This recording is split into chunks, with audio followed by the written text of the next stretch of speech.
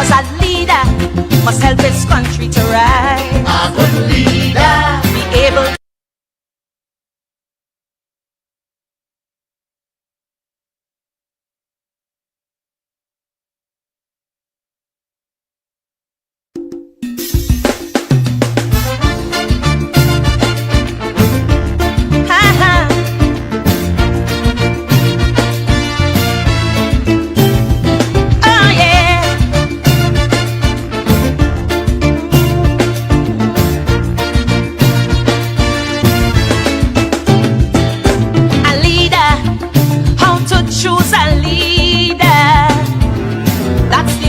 relevant question today.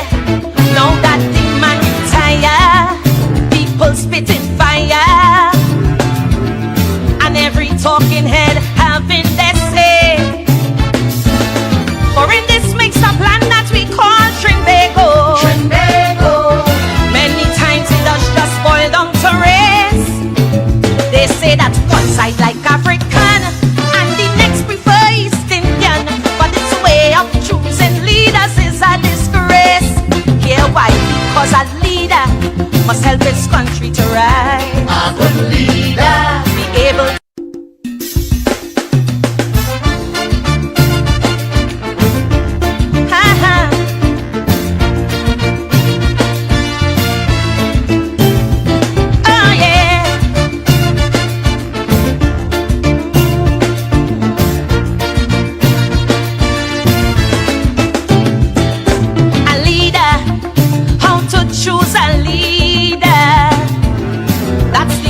relevant question today. Now that the man retire, people spitting fire, and every talking head having their say. For in this mixed up land that we call Trinbago, many times it does just boil down to race. They say that one side like African and the next prefer East Indian, but it's a way of choosing leaders is a disgrace. Hear why?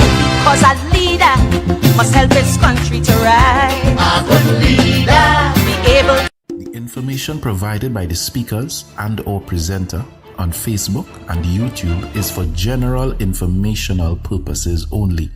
All information is provided in good faith. However, Constructive Talk makes no representation or warranty of any kind, express or implied, regarding the accuracy, adequacy, validity, reliability, availability, or completeness of this information. I recall more than 3 decades ago, a senior telecommunications manager, let's call him Michael. And Michael was assigned to the task of presenting the government's position at a regional conference. Michael struggled and visibly trembled, especially since he presented after the retired North American ambassador, who had the audience in stitches, laughing up every word. I'm Dr. Madonna Dodd, and I made a silent vow then to help people like Michael, who are technically competent, but who struggle and succumb to fear when speaking in public. Now, as a communications architect, I partner with organizations and individual leaders to transform their leadership presence, including the way they express themselves. So, if your goal is to amplify your authentic voice, influence others, and lead with confidence, join me from October 28th to November 11th for our Communicate with Confidence online course. To all the Michaels, it's possible to overcome fear. Step fully into your... Same way singers prepare their voice, increase their lung capacity by eating healthy, doing the necessary breathing exercises, is the same way someone who is going to present should also prepare their voice. For persons who are interested in participating in this course, I say go for it, because you too will be able to find your coping skills, or how the runners and they just psych up themselves when they're on the start line before they start, to be focused to finish that race. you would be able to find your coping mechanism.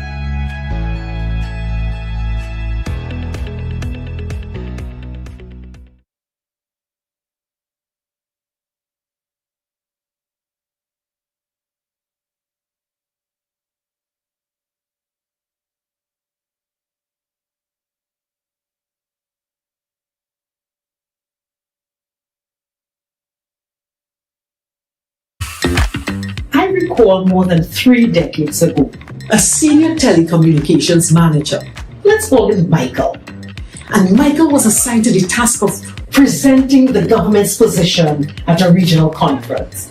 Michael struggled and visibly trembled, especially since he presented after the retired North American ambassador, who had the audience in stitches, laughing up every word. I'm Dr. Madonna Dodd. And I made a silent vow then to help people like Michael, who are technically competent, but who struggle and succumb to fear when speaking in public. Now, as a communications architect, I partner with organizations and individual leaders to transform their leadership presence, including the way they express themselves. So, if your goal is to amplify your authentic voice, influence others, and lead with confidence, join me from October 28th to November 11th for our Communicate with Confidence online course. To all the Michaels, it's possible to overcome fear, step fully into your role, and lead with confidence.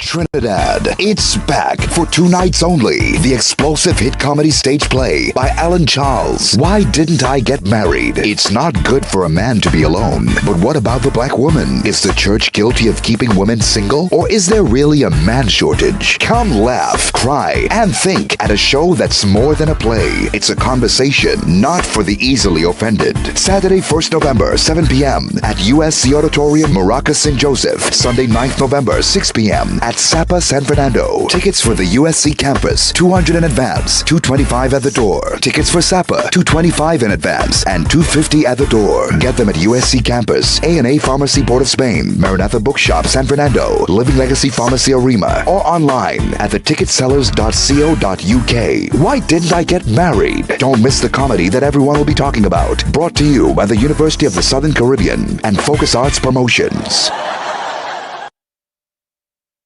You give your hand to me, and let me say hello, and now in party speak, my heart is beating so, and everyone can tell, you think you know me well, you don't know me. Hey guys, I am Nigel O'Connor, a singer for all seasons. I am that voice that moves you for every occasion. I am that voice that celebrates life moments one note at a time. I am Nigel O'Connor.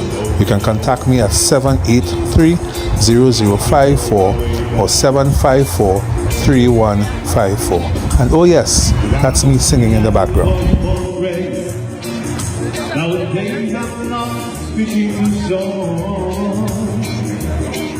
Trinidad, it's back for 2 nights only. The explosive hit comedy stage play by Alan Charles. Why Didn't I Get Married? It's not good for a man to be alone. But what about the black woman? Is the church guilty of keeping women single? Or is there really a man shortage? Come laugh, cry, and think at a show that's more than a play. It's a conversation, not for the easily offended. Saturday, 1st November, 7 p.m. at USC Auditorium, Maracas, St. Joseph. Sunday, 9th November, 6 p.m. at Sapa, San Fernando. Tickets for the USC campus, $200 in advance, $225 at the door. Tickets for Sapa, $225 in advance, and $250 at the door. Get them at USC campus, A&A Pharmacy Port of Spain, Maranatha Bookshop, San Fernando, Living Legacy Pharmacy Arima, or online at theticketsellers.co.uk. Why Didn't I Get Married? Don't miss the comedy that everyone will be talking about. Brought to you by the University of the Southern Caribbean and Focus Arts Promotions.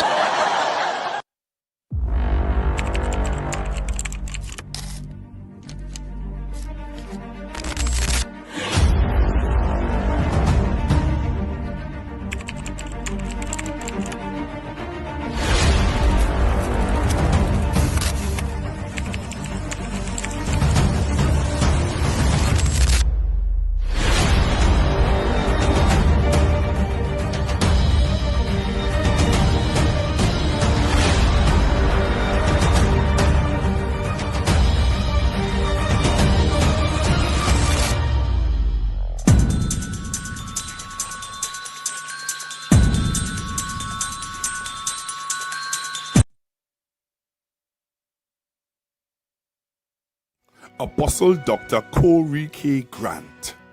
Oh, when the river flows, it will bring every dead thing to life.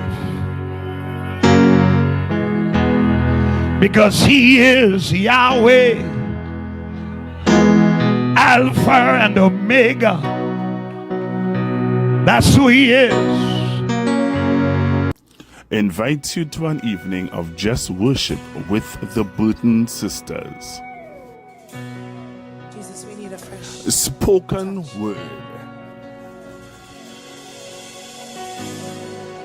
we love you. Ministry in dance with Faith Over Fear dance team. Come and be ministered to by several worship teams. An evening of just worship at Life in the Word Prophetic Cathedral at 166 Pointe-a-Pierre Road, Fistabella, San Fernando. See you there. Breathe new life in us.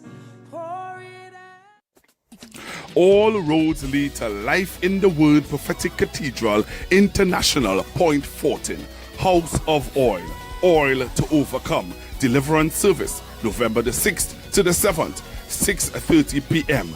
Join Apostle Dr. Corey K. Grant at 47 Guapo Village, Main Road, Point Fortin. You want to know why I'm keeping in the wilderness? So I can prove my glory upon you. I'm still in miracle. Watch the miracle of God. Wait a minute.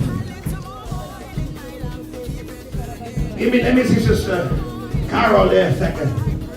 When she took that oath, did you see how fat her feet was?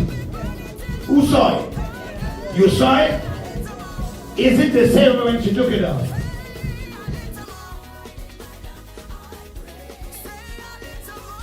Invite your family and friends to the service.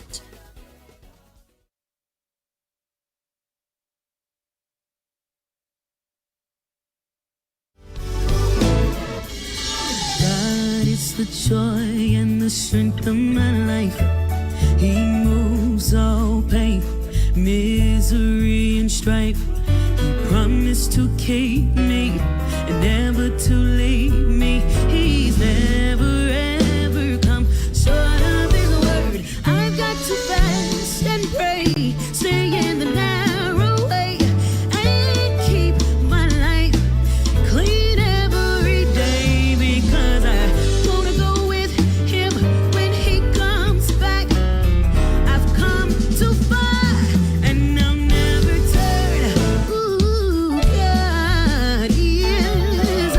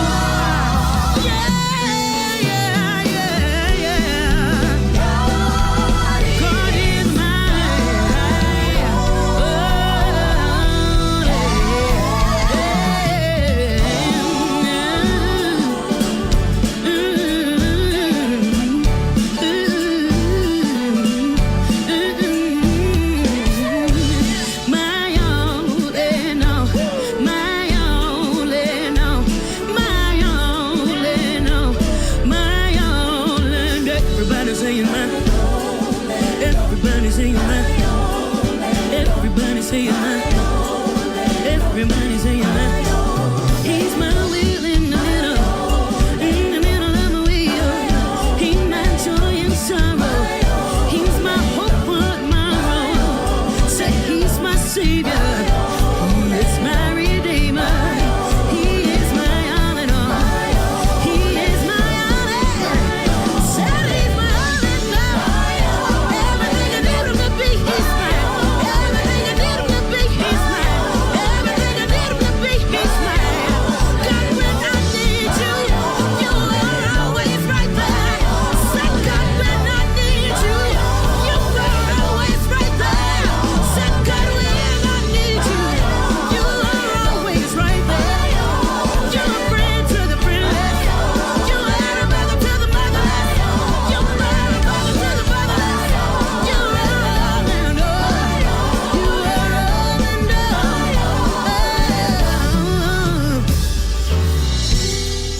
God is my all.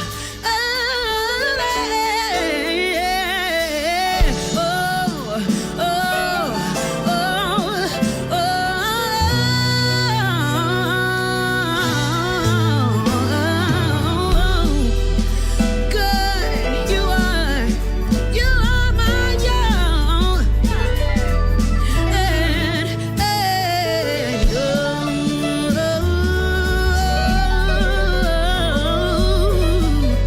Oh God, one more time, yeah.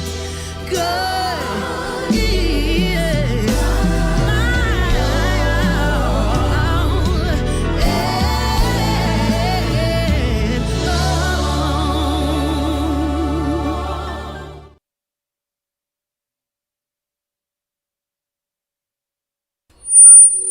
All right, good evening, everyone who's locked on to Constructive Talk this evening. It's a pleasure to have you with me on this evening. It is Wednesday. Yeah, it's Wednesday.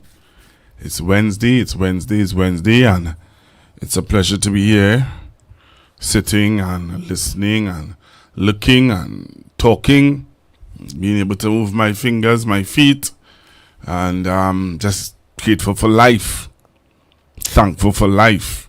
May not be the best, but it is to live. All right. Again, I want to say thank you to all of you who, from time to time, would send me encouraging messages. I want to say thank you very, very much. Thank you to those of you who would meet me on the street and from time to time would say, I listen, I just listen, Pastor Google. So I want to say thank you very, very much also. And also thank you to the haters. The people who find I should shut up. People who find that, go and pray. Just pray for the authorities and hush. Shut your mouth. Thank you for your advice. I'm not sure I will take it, but I want to thank you for it. Thank you for your advice. As I said just now, I'm not sure I will pray for the authorities. Pray that we live a peaceful life. But it doesn't mean that I'm not going to see what or discuss things that are happening. Nah, you ain't gonna get me to shut up in that area. I will talk about what's happening in Trinidad and Tobago. That is my that's me. Right? I still want to make a plea. I want to make a plea. I want to talk to the authorities, those of you who work at HDC and you are I want to talk to you a little bit. I'm going to talk to you a little bit. Those of you working in HGC. I'm going to talk to you a little bit now. There are some contractors who are in dire need of your assistance. They have done jobs, they have done their work, and they haven't been paid.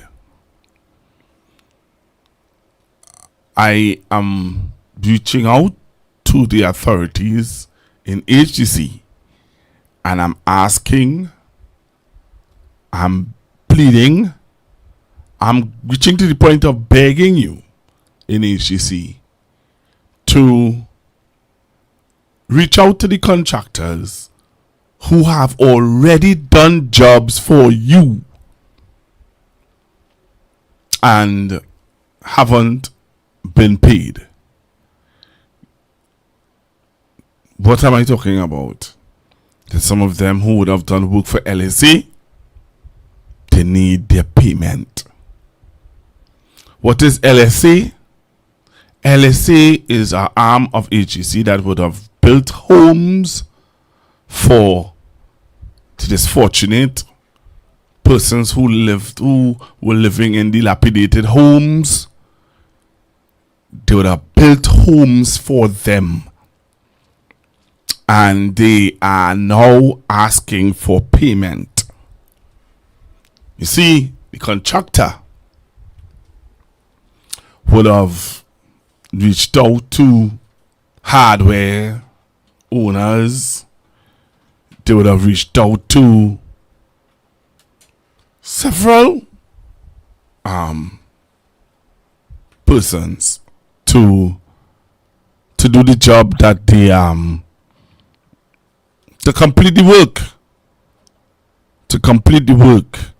And what they're saying is that, hey, they owing hardwares for supplies. And hardwares are asking them for their money. And the only way they can get the money is if you pay them the money.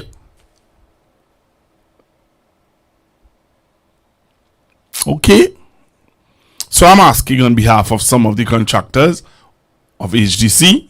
There are some who don't really care, you know. Yeah, there's some who, the HGC in them 6 months, they don't really business.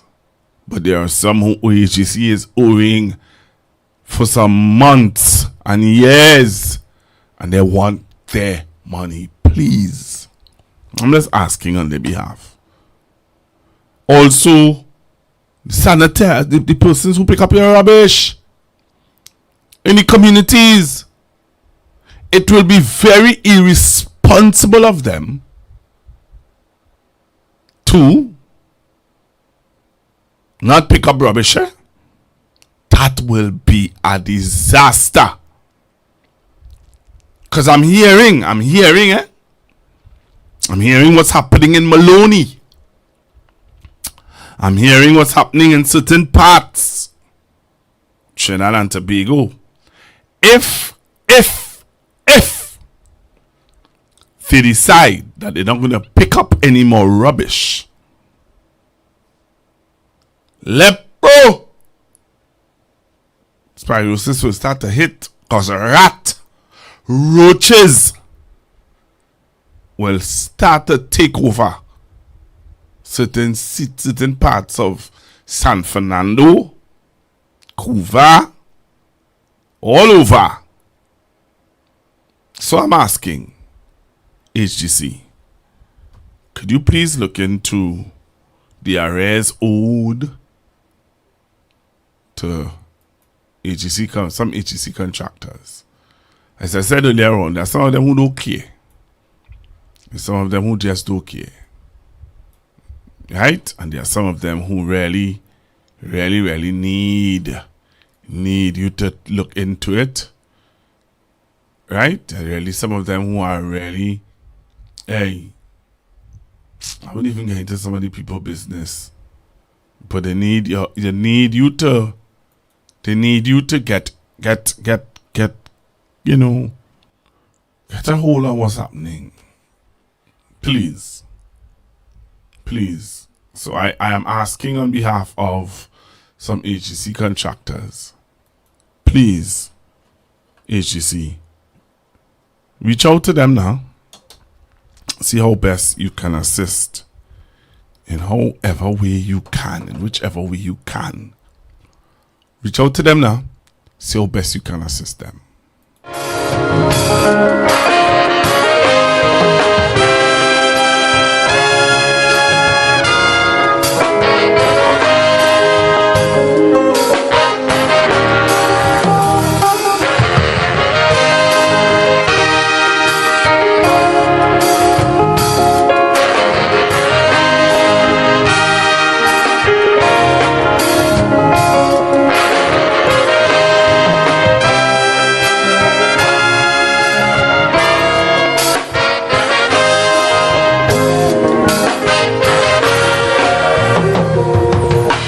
Greetings to you, Prime Minister.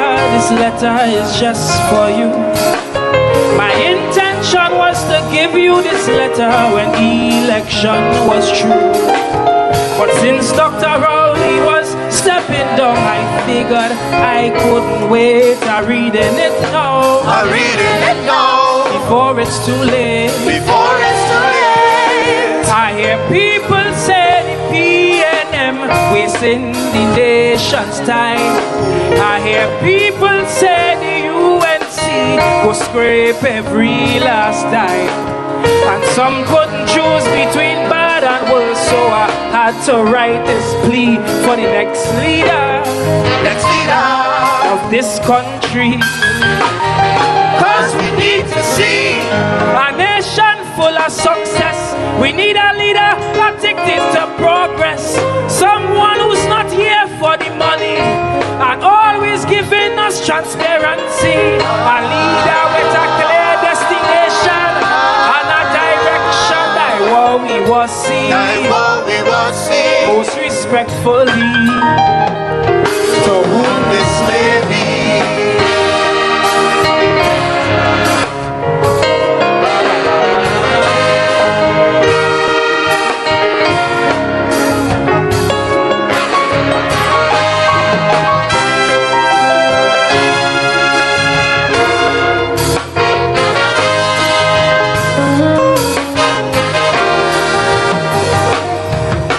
some people say bad politics slowing this nation down, and some people say implementation is where we does go wrong.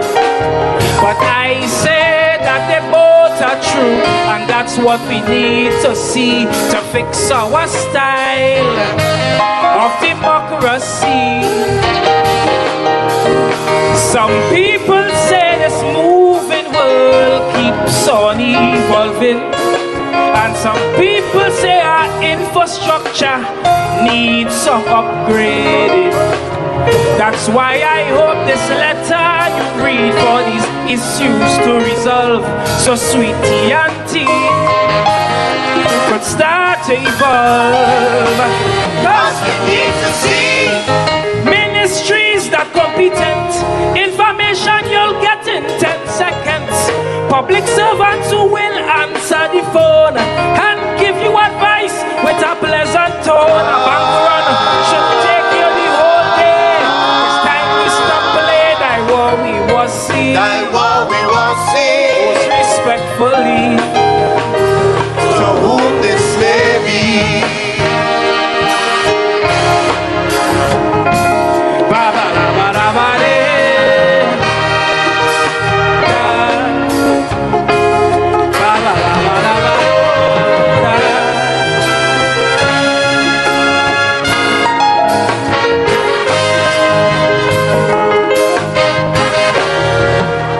I have a theory.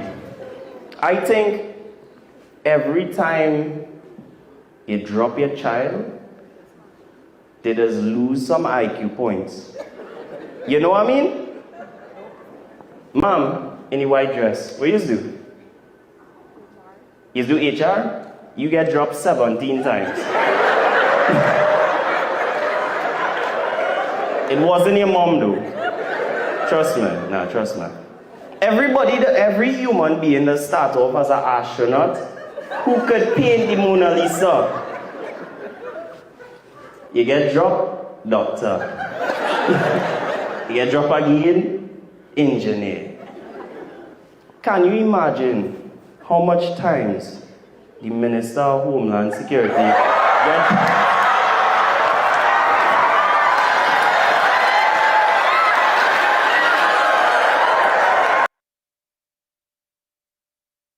But I have a theory. I think every time you drop your child, they just lose some IQ points. You know what I mean? Mom, in the white dress, what you do? You do HR? You get dropped 17 times. It wasn't your mom though. Trust me. Every human being that start off as an astronaut who could paint the Mona Lisa. You get dropped, doctor. You get dropped again, engineer. Can you imagine how much times the Minister of Homeland Security Like what happened? Like we get them the place to run and like they cannot run it or what? Like we get them the place to run and like they cannot run it? What going on? What happened? I said that talk, we get all the place to run, we run it, brother! After me surround the marathon and come around it. Let the chance about down the place and come to run it. Mass firings, compounded lies, a vindictive AG, a two-day prime minister that is ready to bust her ministers' heads. The UNC cannot run this place. They must never break our spirit, but people, I want to settle down and talk to you all seriously. A time is coming very soon where we have to stop sitting down in these rooms and start to use our feet, you know. And I feel that time is now. The time is now. Let me tell you why. When people don't care about you, and they're showing you they don't care about you, you must show them that I don't care about you too, but we care about we. And we must show this government that we are citizens of Trinidad and Tobago, and we have every right to live in this country as everybody else. If you look like a PNM, they fire you. If you smell like a PNM, they fire you. If you walk like a PNM, they fire you. If you talk like a PNM, they fire you. And this budget is no different. We have to stand, and the time coming. Oh, you see this meeting in these rooms? We had to leave these rooms, you know, people. We had to leave these rooms, you know. State of emergency or not, we will obey the law. We will walk in single file. We will write to ask for permission. But we must be out on the streets to let them know that we're not taking what they're trying to give we. Let me tell you how deceitful and deceptive this government is. Local government election come in and they seem to have a problem with Port of Spain. But as the MP for Port of Spain, North St. Anne's West, you have plenty more problems coming your way. Plenty. Look outside here and you will see Central Block, Port of Spain General Hospital. If you all don't open that in the next few months, we will be outside that hospital waiting for you. Because it is the people of Port of Spain, Diego Martin, Lavantil, all of us who looking for employment in that hospital. And just because it's built by the PNM, go play your comment and lick it up.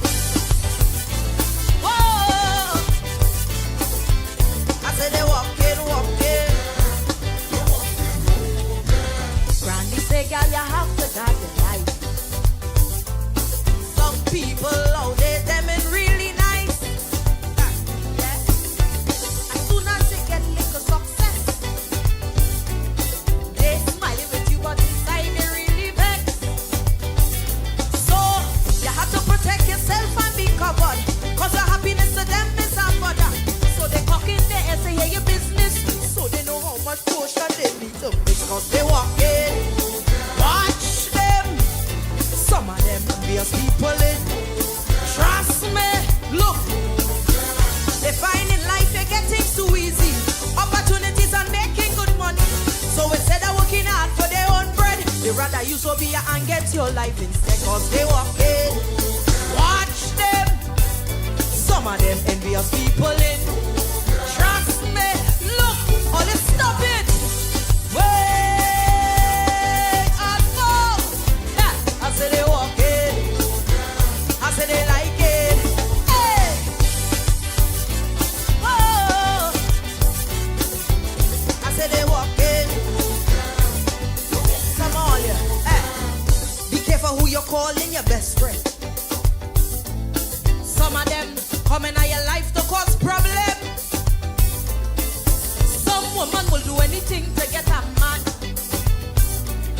Sweat rice, rubber bush on the Samsung. So tell your friend all your man business.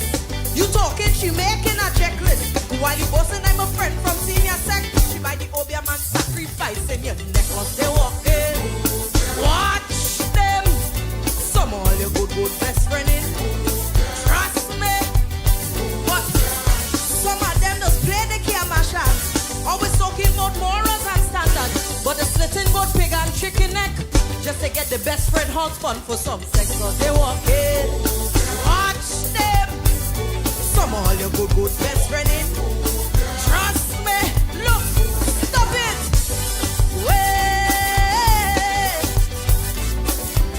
I said they walking. I said they like it. Hey.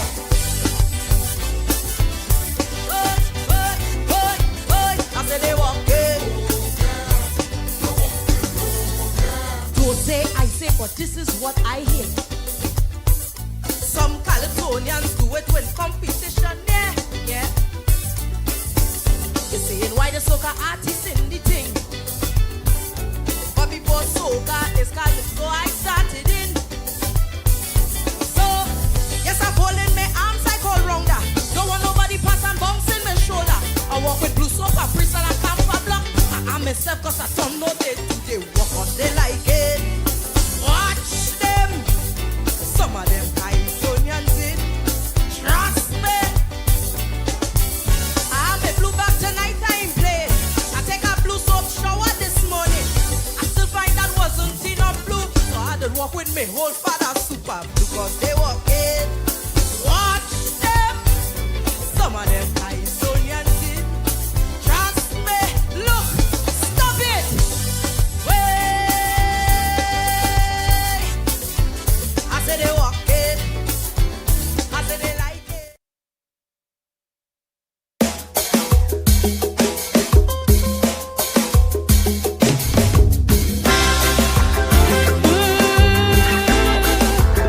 We gotta save it. Oh yeah. My sweet TNT. Oh yeah.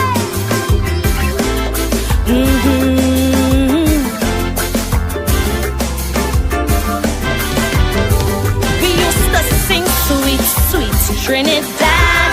To leave here, boy, you must be mad. This is the land of milk and honey, rum and coke and easy money.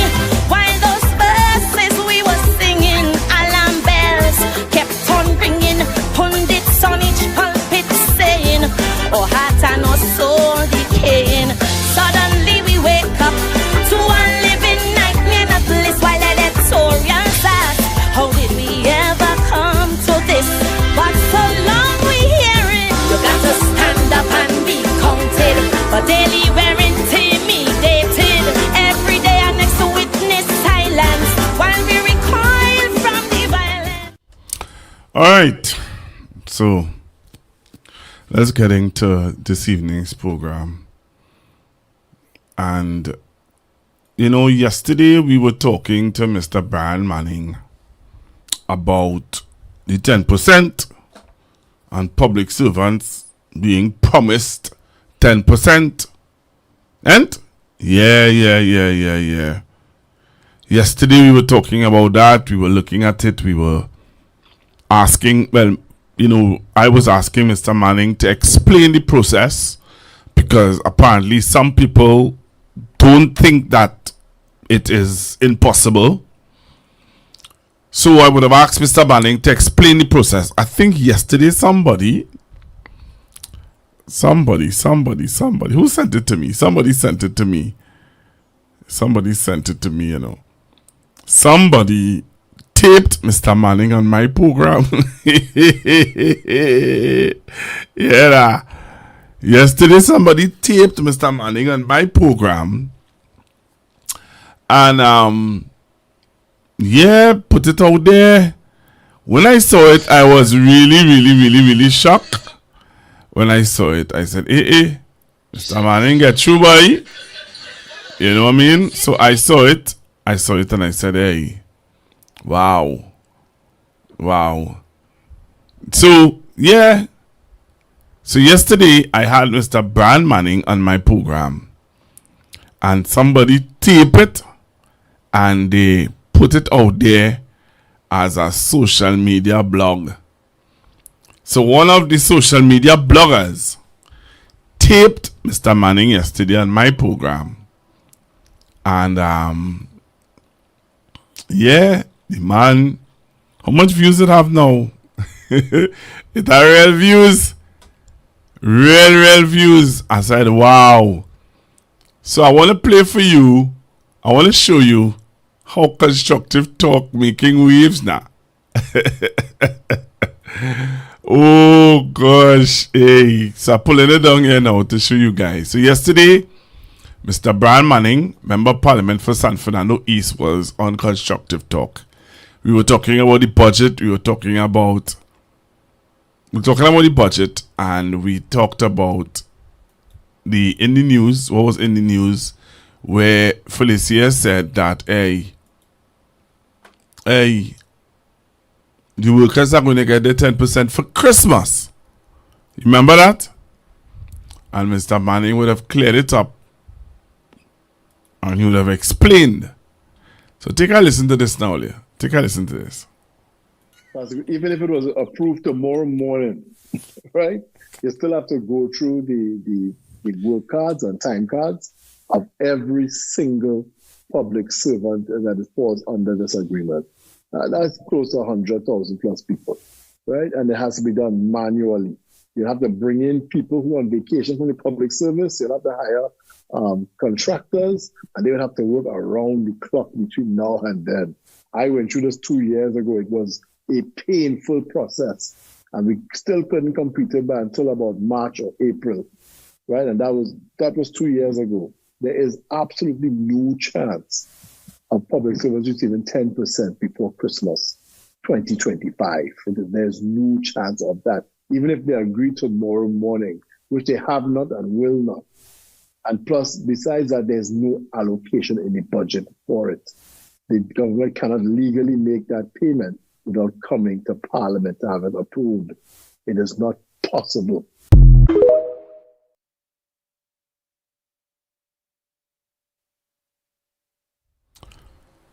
So the man TikTok star. The man is a TikTok star, you know, for one Constructive Talk. And there's a reason why Mr. Manning would have said what he said on the program yesterday. Remember, we would have played for you Felicia's statements. Felicia was on the news yesterday, and while being on the news, Felicia would have said that she believed that they will get their 10%, they will get their back pay by Christmas. Remember that? Yes, she said that. She said that they will get their back pay by Christmas. So I asked Mr. Manning if he believed that the public servants are going to get their money. And that is why he would have said what he said. Okay? That's why he said what he said. He said what he said because of what was said by the PSA president. The PSA president is fooling PSA workers or the public servants and making them believe that they're going to get their 10% for Christmas. And Mr. Manning was just saying to them last night, hey, Olia, don't put all your hopes up. This woman is lying to Olia. So they were in the process of doing the calculations. I expect I anticipate that probably by the end of this week, early next week, we should be getting a response from the CPO, but nevertheless, I will be following up with further correspondence. Thomas explained that the 10% increase will be split over 2 negotiating periods, meaning a 5% increase for the 2014 to 2016 period and another 5% for the 2017 to 2019 period. The PSA president said she is still confident her members will get their back pay by Christmas. Calculation should have been done for 4%. It is just a matter of adjusting. For the 2017 to 2019 period, the PSA president said she is still confident her members will get their back pay by Christmas. The woman is confident. The woman is confident that they will get their back pay by Christmas. That is why Mr. Brian Manning would have said it here last night live on Constructive Talk. That, hey, you ain't gain that. When they will get? Next fiscal year. So I saw Mr. Manning put out a post early this morning. If public servants don't get their back pay before Christmas, Felicia Thomas should resign. How many of you agree with that? I said it last night. I said it last night on the show. I said it. I who say that she should resign. And this morning, MP Manning said that if they do get their money, their back pay, that Felicia is promising them, or confident, or believe that they should get by Christmas, how many of you believe that she should resign? For the 2017 to 2019 period, the PSA president said she is still confident her members will get their back pay by Christmas. Calculation should have been done for 4%. It is just a matter of adjusting the calculation already done to cater for 10%. So notwithstanding the minister has announced to put an offer of 10%, we would still have to discuss distribution, whether it be 311.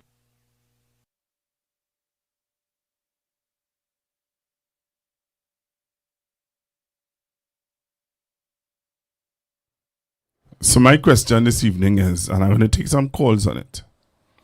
Do you think that the PSA president, Ms. Felicia Thomas, should resign if PSA work, if public servants do get their back pay by Christmas? Do you think that she should resign? Yes or no? You think that she should resign? Yes or no? I'm taking your calls. 464 7003. 464 7003. Do you think that she should resign? Hello, good evening. Pastor Guru, I said yes, she should resign because that already from the beginning, since she was politicking, that she should resign from that time because she knew it could not happen. All right. One caller said yes, she should resign. What say you on Facebook and on YouTube? You could type in yes or no. Do you think that the president of PSA, Ms. Thomas, should resign if public servants do get a back pay by Christmas? For Christmas. What say you? I'm taking your calls. 464 7003. 464 7003. What say you? Do you think that she should or shouldn't resign? You think that she should stay there? You think that she should resign? Call in now and tell me yes or no. if you think that she should resign if they don't get a back pay. Alright? So taking your calls. Do you think that she should resign? Don't message me. Call in. Tell me. Hello, good evening. Pastor Google, good evening, darling. Good evening, lovey. Let me tell you. Talk to me. We believe she should resign as a public servant. But I'm telling you, she ain't going nowhere. Yeah, but if you all demand that she resign because you made us a promise. Wait. You made us a promise and your promise have not materialized. Yeah, she made us a promise, but she ain't going anywhere. $60,000 a month plus folks, where you going? And public servants don't really care. Really? No, they don't care. Oh, when time for election, it has so much thousand public servants. And just about 2,000-3,000 WASA workers who in the union. And WASA always when public servants will come out to vote. When you ask them, you're going and vote, what have? They don't care. They get a salary every month and they don't care. That is one part of it. And the second part of it, she know we can't get it for Christmas because when they don't calculate, they have to audit. And auditing does take a good time. But then why would she have said it though? Well, I don't know. So why the Prime Minister say when UNC when everybody win?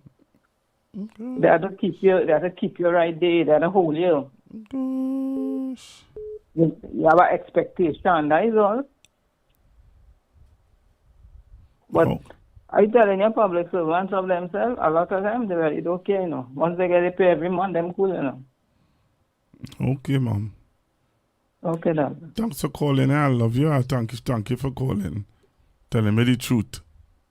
Thanks for telling me the truth. Yeah, that's the life and truth, I'm telling you. All right.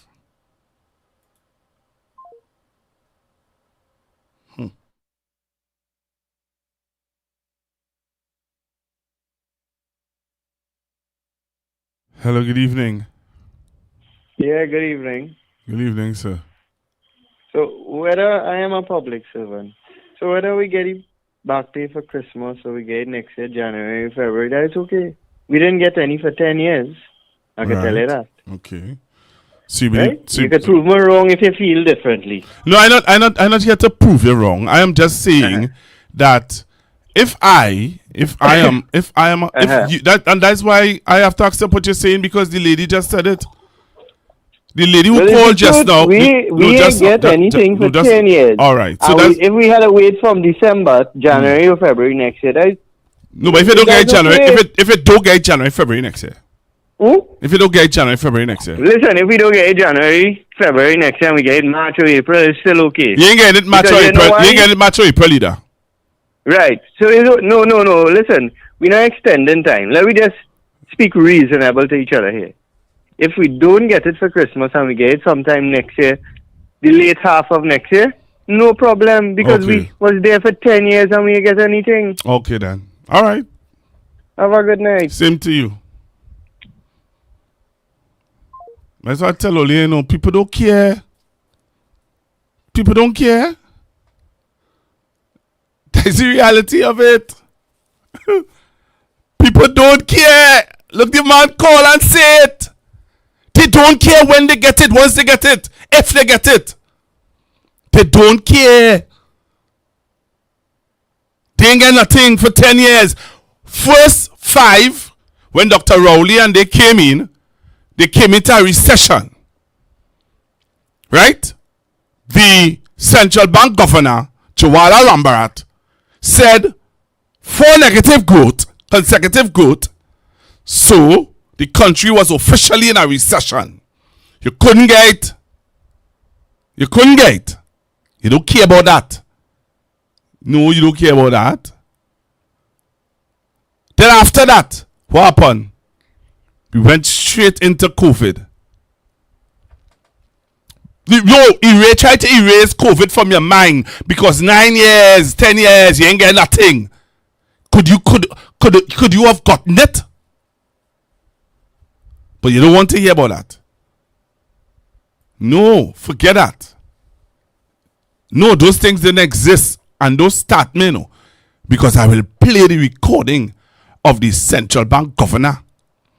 When the central bank governor, when Dr. Rowley and they took office, when the central bank governor called a press conference and told Trinidad and Tobago, let me play the clip here because somehow you go sit down there and say I didn't say it.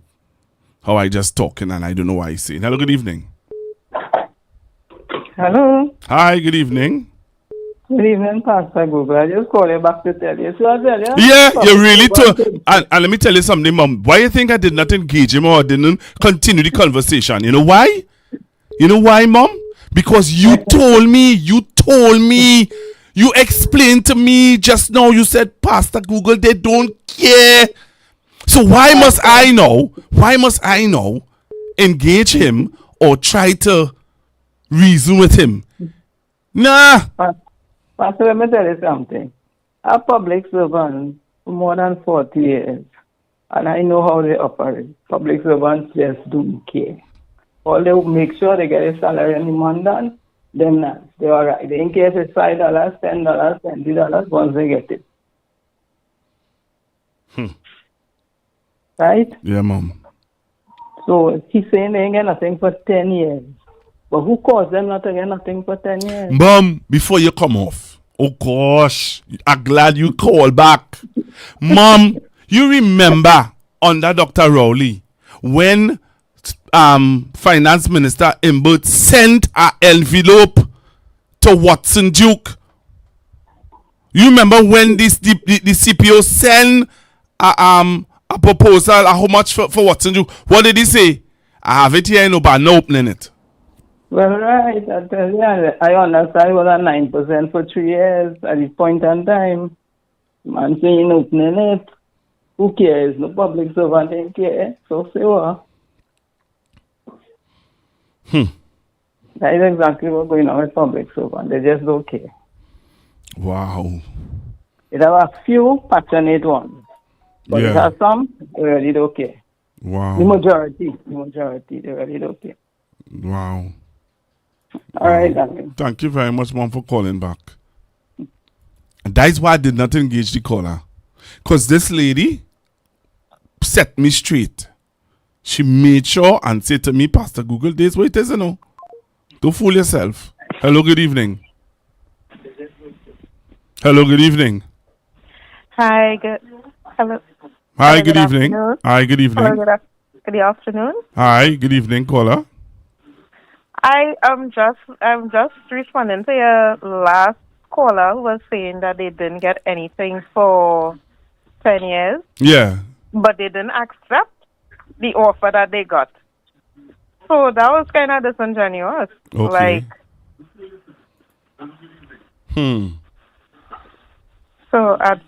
Hi, good afternoon. Yeah, yeah. Don't listen to the TV or the tablet. Just listen to me on your phone.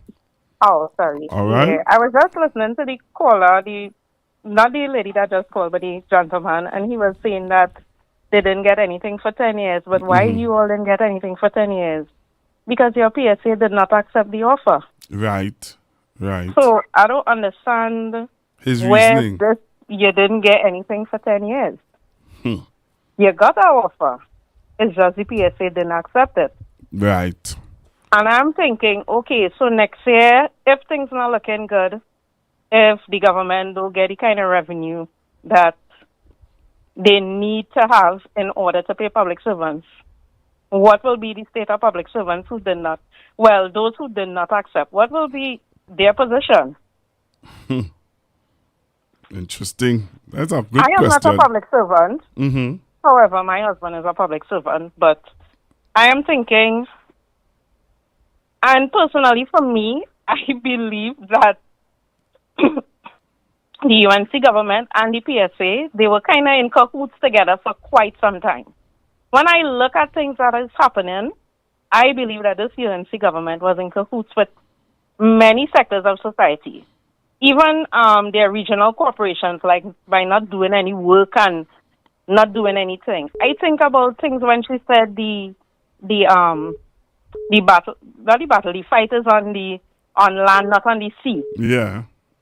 A lot of bills that she just didn't. She was so opposing. She did not want it to be passed. It's like you wanted to make the country ungovernable. And I see Kamala Persad-Bissessar as this person. Once she's not winning, she throws down the game. The game is Trinidad and Tobago. And if that is the kind of governance that you all want as a country, we have to pull away from this thing, whether it's yellow and red. We really need to pull away. And for persons who voted for the UNC government, I want them to hold the UNC government accountable. Because they are depending on persons not to hold them accountable.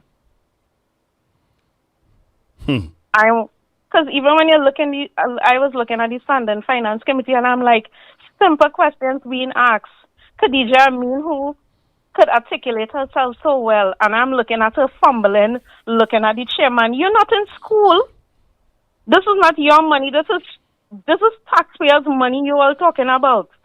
And for persons who are talking about audit reports, I want you to go and read a 2012 audit report under the UNC government. Take a look at that audit report. Take a look at the 2013 audit report as well. So when Kamala says her hands is clean and her heart is pure, nonsense. Absolute nonsense. Because if that is what went on under your tenure, I don't know. Trinidad and Tobago, I'm looking at her not coming out to work like that. That is the kind of prime minister that we need, somebody who's not even coming out to work, and public servants have to come. Like, I don't know, Trinidad, I don't even know what to say with Trinidad right now. We are in a crazy, crazy state of affairs. And, I really enjoy your show. Yes. I enjoy Constructive Talk. Thank you. You're the persons who they're very respectful in their comments and all of that. And, it's really refreshing. So Thank you very much. And I want you to continue to keep calling.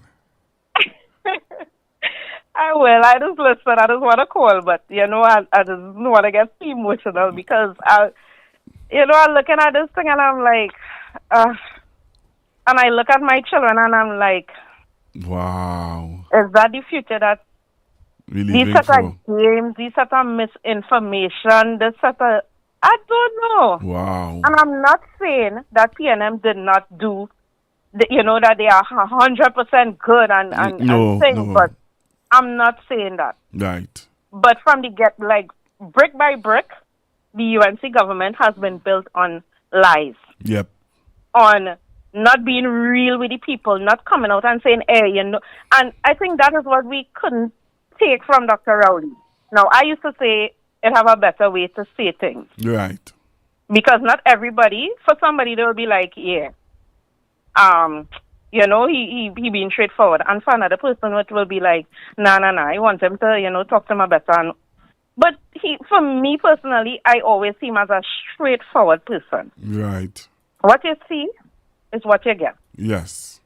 And with Mrs. Persad-Bissessar, what I see is somebody who hides from things, who isn't really ready and willing to say, hey, you know what? We really want to give all of that 10%, but I don't think we can really give all of that 10%. Thank you. Be honest with the people. Be honest. Because if you know, and you so disingenuous because you would have had all those Central Bank reports. So you would have known what was going on with the country. And just listening to the Tanku call and talk about what? Promise made, promise kept. Kept where? Have you done anything yet? Have you opened up UEDB? No. Have you opened the Children's Cuba Hospital? No. I am waiting to see doctors in people's homes. That is what I'm waiting to see as well, because that was one of your campaign promises as well. So I'm waiting to see that. Anyway, I stayed too long on this call. No, you stayed too long. I want to thank you very, very much. I should go. But have a good night, and good night to your callers as well. Thank you very, very much. All right, then. Take care. Thank you. Yeah, man, that is what we're talking about. New callers with nice conversations. Hello, good evening. Good evening. Good You see evening. that man who called and talk about they do nothing in 10 years, and they're good. He's one of them fellas and them. Once they, I don't want to. You see that same thing with that Venezuela thing going on there? He coming across to me like if once them there, anything could happen. Them content with one of the people in power. That's how he coming across to me. Wow. So, 10 years, they ain't get nothing. They will never be satisfied. They ain't get nothing. They'll come out and say they ain't get nothing. But this one here, who they know, they could do what the hell they want. Them could be satisfied. They'll say, yeah. Boy, oh yeah, please, eh? Have a good evening. Thank you very much, sir. Oh, you intend me to continue calling? I go on. Have a good evening, sir. Thank you. Hello, good evening. Hello, good evening. Good night, Pastor Google. Hi, good evening, sir. Yeah, Pastor Google. I don't know, boy. They do we something, boy. This government do we something. You understand? Why you say I don't that? understand what really going on, boy. Because I am my 10% to get to. I'm a civil servant. Right. You understand? Yeah. And I need my money. Yeah. And this is games, people playing with people. And a man coming and talking about 10 years, we ain't get no money. I need my money. I had time to resign. I resigned and waited on my money. I don't know, like she push some kind of case, a ball down in the throat, but people can't talk and say nothing. Pastor Google, I'm fed up of these people, boy. I'm fed up of these people, boy. I sit on damn person. You understand? It's the most of that stupidness I ever hear with people in Trinidad, boy. When she push a case of ball down in throat? When she push a case of ball? Yeah, she push a case of ball down in the throat so you can't talk. Oh, gosh. Hey. Pastor Google, I get emotional, boy. All right, man. Don't get emotional. Don't get emotional. I really can't stand this thing, boy. I can't stand these people and them, boy. I can't handle how people in Trinidad taking these things when the next government was there. Oh, yes. Every minute, No. When the next government was there was drama. Jesus Christ. I can't stand these people. All right, caller. We go talk. Caller say he can't stand it. Caller say he can't take it. He can't take it. He can't take it. That's the caller. The caller say he can't take it. Nah. Wow. But let me play Mr. Jawala Rambarat. When Dr. Rowley them came into office in 2015, what did the central bank governor said to Trinidad and Tobago? See, we just forget. So I need to remind you. All right? For the caller who call and say 10 years, we ain't get nothing they offered. But did you take? So let's hear what Mr. Jawala Rambarat had to say. 4 consecutive quarters of decline in real GDP in 2015 means Trinidad and Tobago is now officially in a recession. 4 consecutive quarters of decline in real GDP in 2015 means Trinidad and Tobago is now officially in a recession. The country's external position will come under more pressure. Central government's fiscal deficit will increase from what was budgeted, and public debt would rise as a result of more government borrowing to finance projects. So you heard that? That was Mr. Jawala Rambarat, central bank governor. He said that in 2015. That's what he said in 2015 to Jawala Rambarat.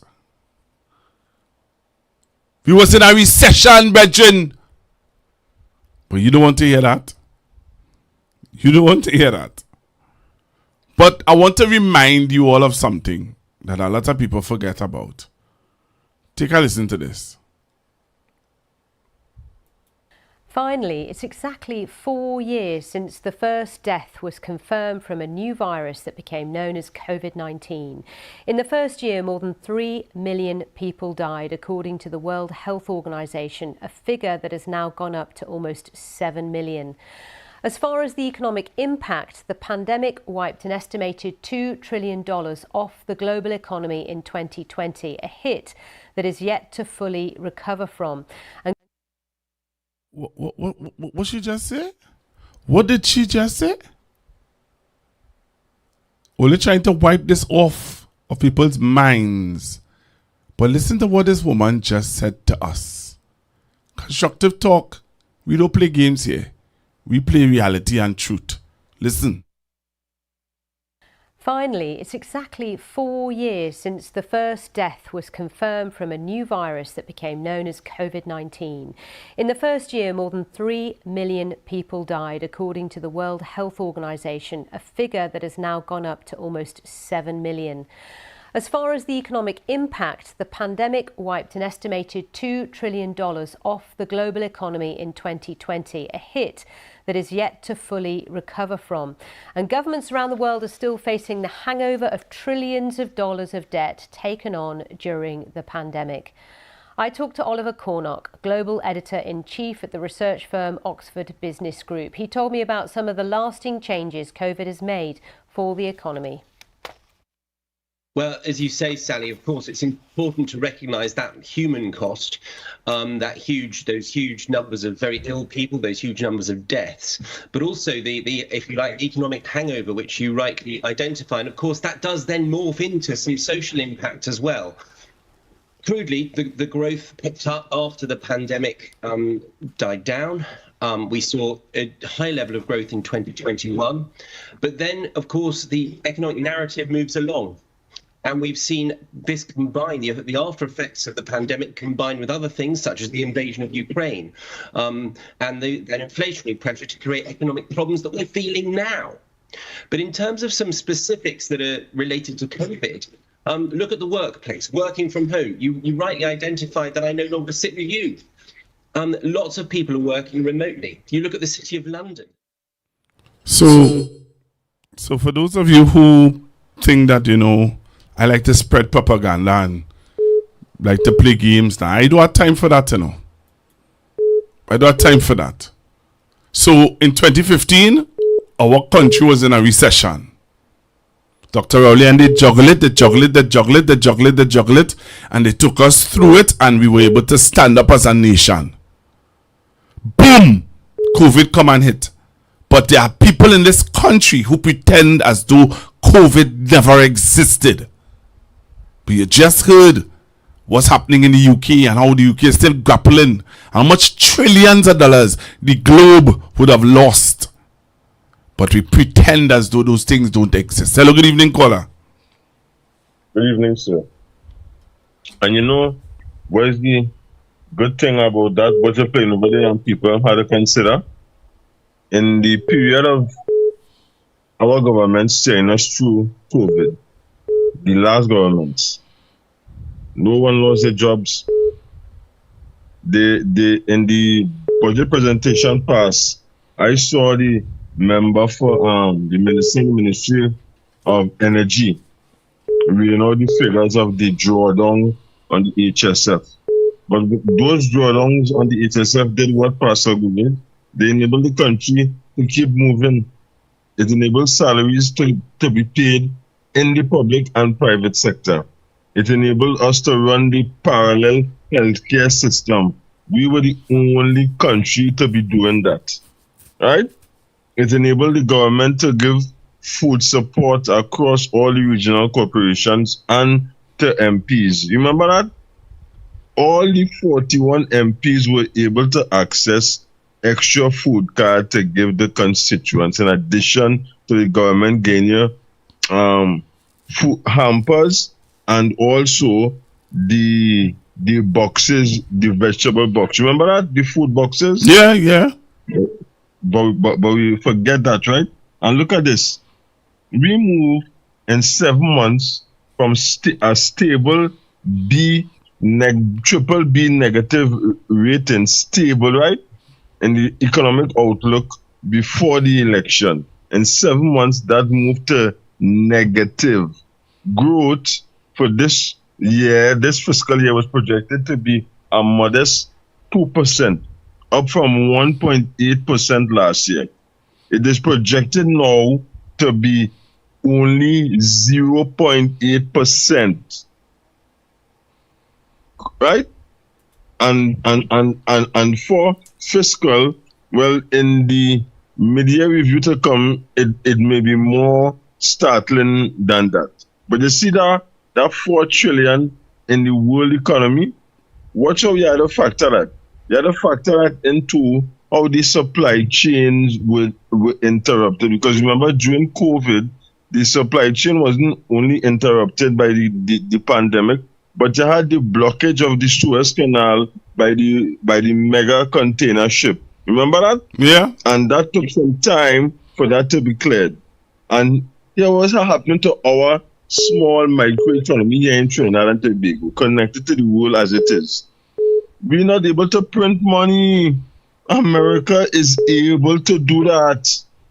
And you know something? For the same period, when our government offered its people in the public sector a 4% wage increase over 2 periods, you know what was offered in the UK? Pastor? 1%. You can go back and pull them videos, but doctors, policemen, teachers, public servants, we rejected that strike. The government had to beg them, hey, we're in the middle of this thing, come on, we go try and up the ante. And I believe the government under this lady at the time, the one before, the one immediately after Carmen, I forget the lady name now, but you know what I'm talking about. She raised it to 2%, which they accepted. But we saying how we are a dictator. They was only taken for themselves. They wasn't helping out nobody.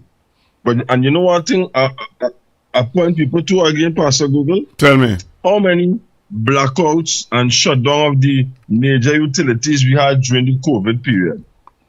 How many? None. Okay. But we were a failed state, we were a failed economy. You know, and I said to some people, you see, if 100,000 citizens had died because of the COVID pandemic, we had here what was happening in New York, where they were and Italy and so on, Europe. We are seeing lines of coffin, mass graves being dug to bury people. You see, if we had had that, I would have said that the government failed. I would have said that. But we didn't have that. And on top of that, when the government made efforts to treat the situation as directed by the health experts here, they were taken to all the way to the Privy Council 67 times. And you know what is on the table there, Pastor? That I remind senior people in the PNM about again. And I know you're hearing us now. Pursue the judgments against the UNC party where they would have lost all those things in the court. You need the money now. The PNM as an organization need the money because cuts to corporations, new MPs coming, and people need the monies to help the constituents. So I am saying they should pursue that. They should pursue that with vigor. Hey, UNC, pay up for what you all lost and owe the PNM organization. All right. Thank you, Pastor, for your opportunity. Thank you very much. Thank you very much. Listen now. Oh, yeah. I don't know now, boy.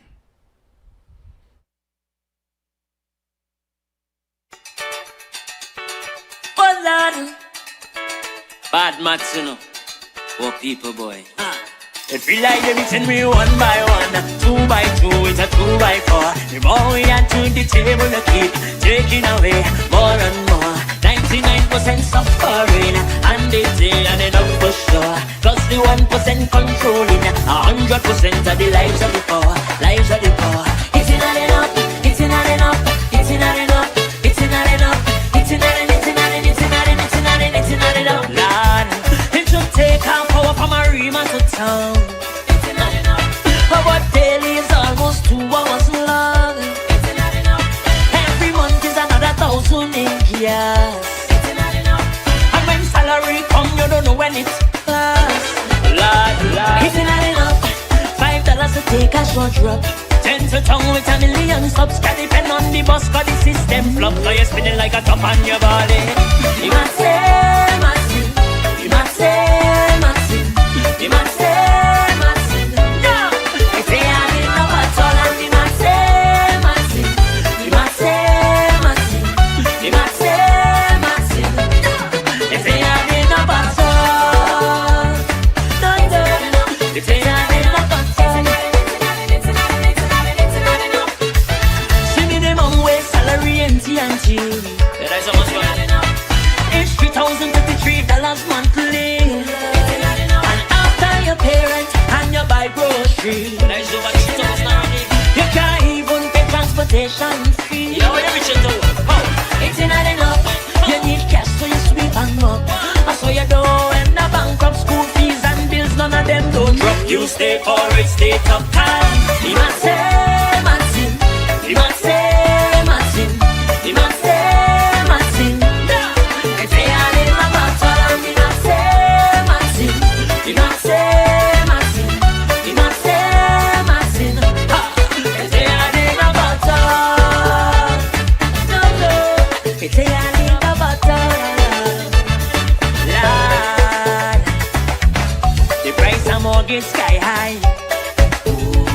Plus 20% just to qualify. When you feel the hardest part out of the way, after you qualify, it's 30 years to pay. Lord, is it not enough? Scream yes if banking corrupt, and they're robbing people non-stop, taking your money from your drop by drop till you hold with a prop on your body. The man say, Martin. The man say, Martin. The man say, Martin. If they are in my battle, the man say, Martin. The man say, Martin. The man say, Martin. If they are in my battle, I do the beating. It's not enough. The beating. It's not enough. I do the beating. Like a drum.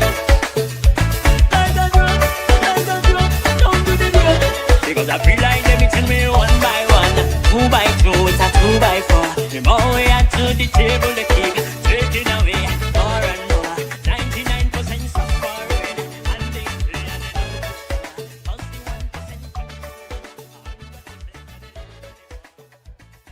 So Tobagonians, I want all you to listen to this. Because while we were being told by the Chief Secretary that the Prime Minister was coming with this grand announcement about autonomy, this is actually what the Prime Minister had to tell us in Tobago at the legislature today. Listen for yourself. They offered it when? Years ago. They said that they want to give Tobago more money, and they brought a bill, which the one we rejected, of course. Let's be real. You do not need a bill in Parliament to give Tobago more money.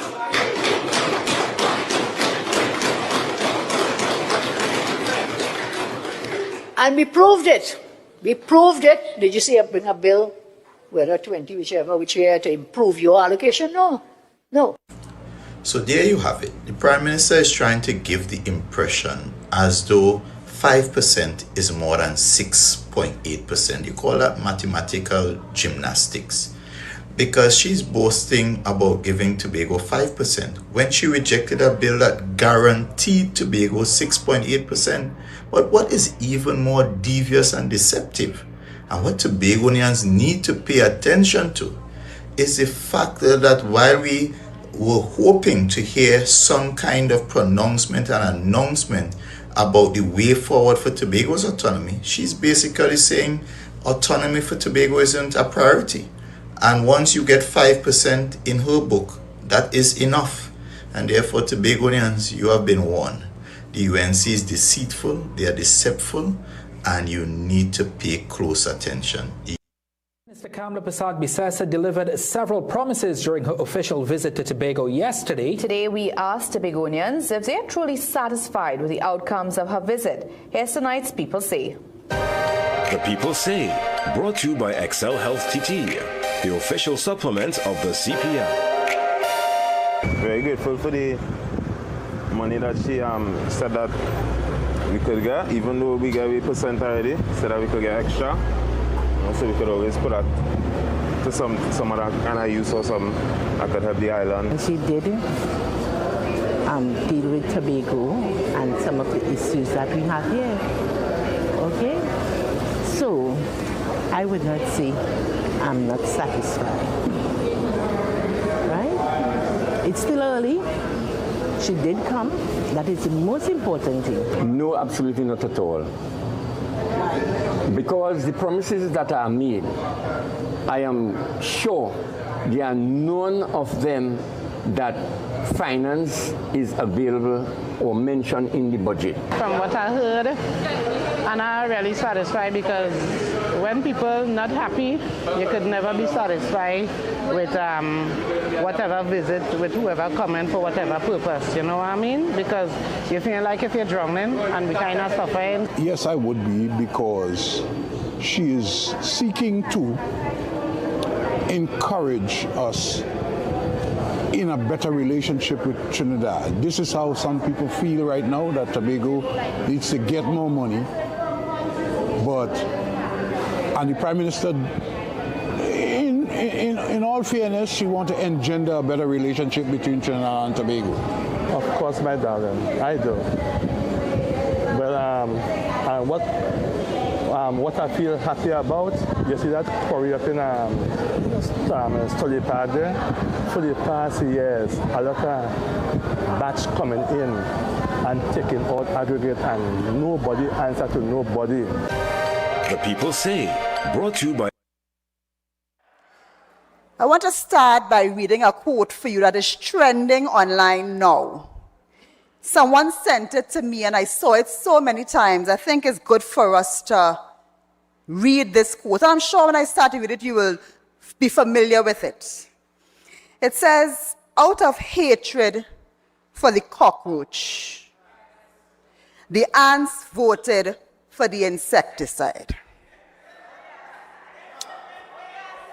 Out of hatred for the cockroach, the ants voted for the insecticide. They all died, big on in the tail, including the housefly that didn't even vote. They all died, including the housefly that didn't even vote. It says an African proverb, but it could be a Trinidadian and Tobagonian proverb. It is so true of our situation here today.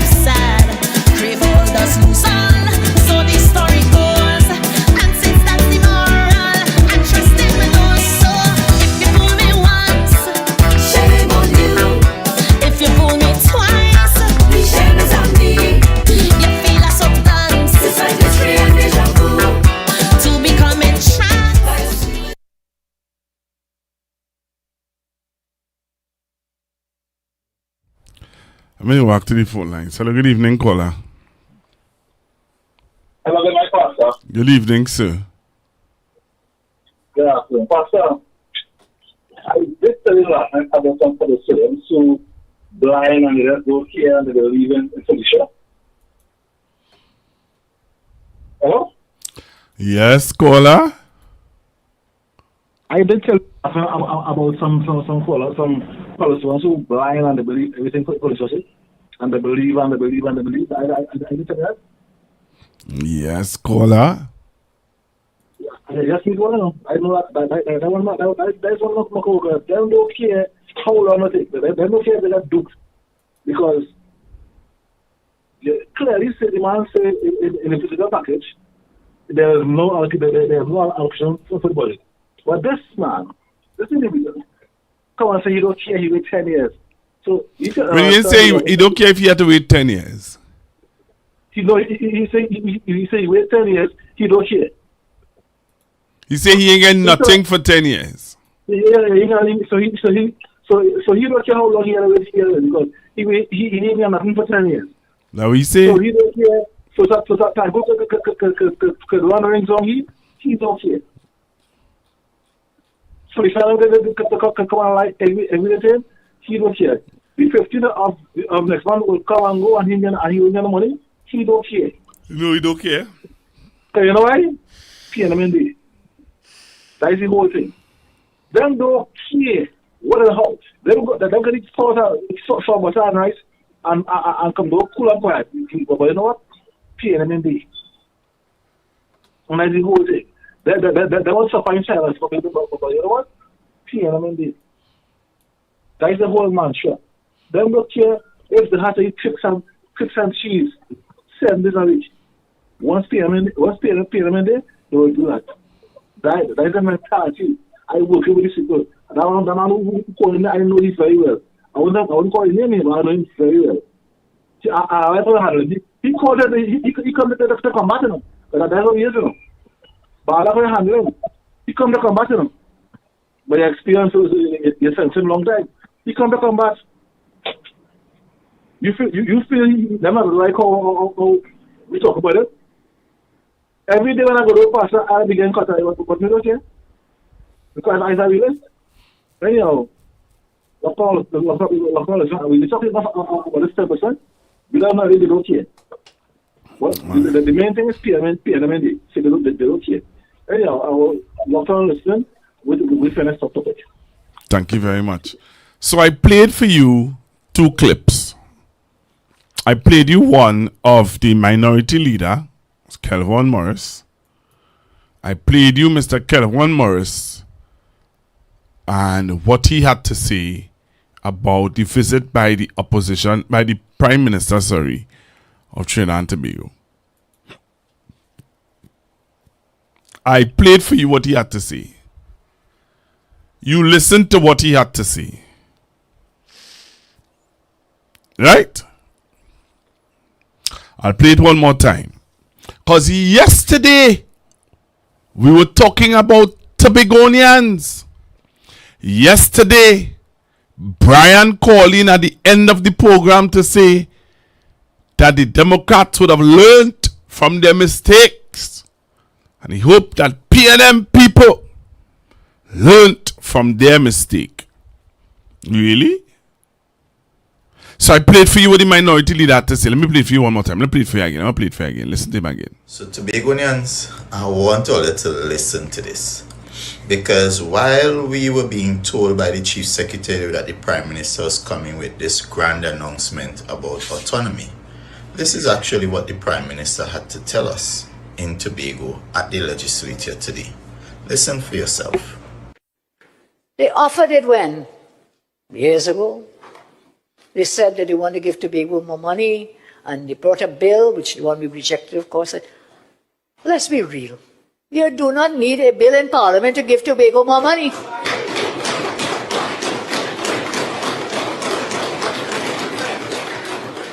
And we proved it. We proved it. Did you see bring a bill, whether 20, which year, to improve your allocation? No. No. So there you have it. The Prime Minister is trying to give the impression as though 5% is more than 6.8%. You call that mathematical gymnastics. because she's boasting about giving Tobago 5% when she rejected a bill that guaranteed Tobago 6.8%. But what is even more devious and deceptive, and what Tobagonians need to pay attention to, is the fact that while we were hoping to hear some kind of pronouncement and announcement about the way forward for Tobago's autonomy, she's basically saying autonomy for Tobago isn't a priority. And once you get 5% in her book, that is enough. And therefore, Tobagonians, you have been warned. The UNC is deceitful, they are deceptful, and you need to pay close attention. So you heard what he said? But lo and behold, me tell you something, Me tell you something. People,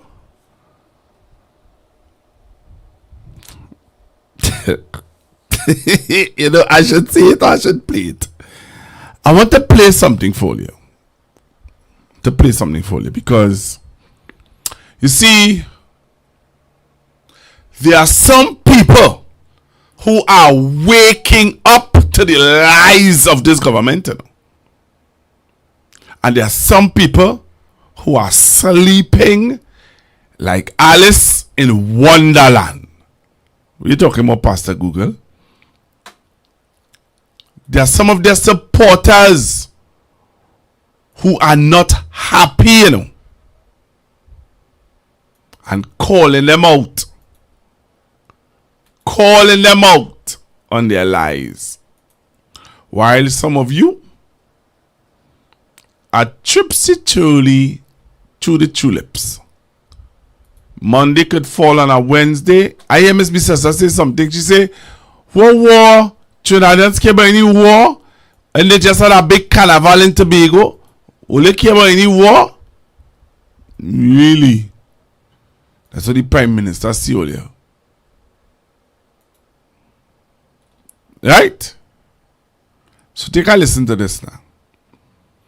Take a listen to this. Sit back. If you have to go and get a glass of water, go and get a glass of water. If you like Häagen-Dazs ice cream like my boy Pa Lloyd, Papa Lloyd like he be Häagen-Dazs. If you like your Häagen-Dazs like Pa Lloyd, go and get your Häagen-Dazs ice cream. But you need to cock up your foot, rock back a little bit, and listen to this UNC supporter. Listen to him. Listen to him. Listen to him. A UNC hardcore supporter. Used to call 91 and had the worst to say about PNM. He's a UNC supporter. 6 months into their governance, and he feels like a liar. Take a listen. Before I do that, share the live. Share the live. Nah, man. Can't be sharing, can't be getting all this juicy information and only sharing the live. Share the live.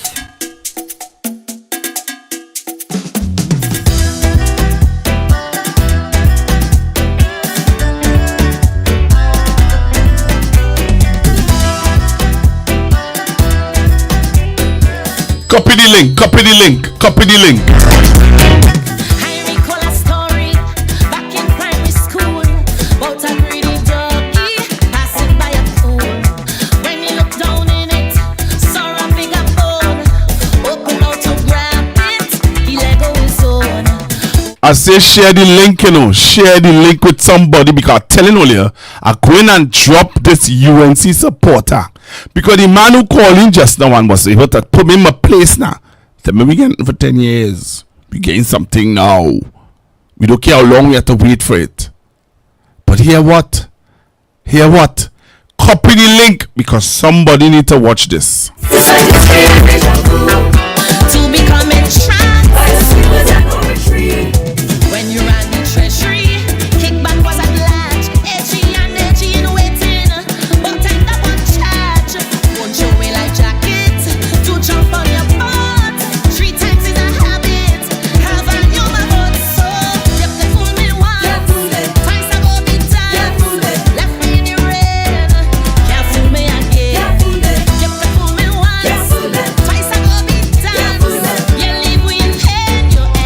So hear what now? So take a listen to this. Take a listen to this. I see 900 and something, so that means you're sharing the link, and I appreciate that. Take a listen to this gentleman who's a hardcore UNC supporter. Take a listen. UNC lied. You heard me. They lied. They hit me at PNM because if there's one thing I hate, are liars. That's what they did. They lied. They lied to us. They lied to me. And I don't like that. You see, all UNC supporters, you're going to have a problem with me saying this because me, I voted for the UNC. And because of that, it is my duty to hold them accountable. So yes, they lied. When Kamala was campaigning, Kamala said that there will be no new taxes if they take government. She campaigned on that. Me, I supported the UNC because of that. I told everyone, I told you guys, that if the UNC win, no new taxes will be implemented. Now I feel like a liar. UNC have me feeling like a liar. She said, or she was alluding to, that the retirement age will not be sent to 65. I believe that. Well, any discussion about changing retirement age will need serious consultations, one. And two, should that be the option preferred by the majority, it should be one that is by choice. That is to say, those who wish to go home at 60, fine. Those who wish to go home at 65, fine. But you cannot tell a man worked his whole life, put his savings, pay the NIS every week or every month, and you come to tell him, oh, sorry, sir, you can't get it. You have to wait till 65. You cannot continue like that. And they lied to me. I came on social media and told you guys, I had discussions with people in public, personally telling them that no, Kamala will not send the retirement age to 65. I believed them, and I was an idiot to believe a politician. A big idiot. I was stupid. I was naive. We saw the budget. Dave Tanko implemented new taxes. Put a tax on landlord. He totally disrupted the duties on the port where containers are concerned. Change up, double up prices, etc. You name it.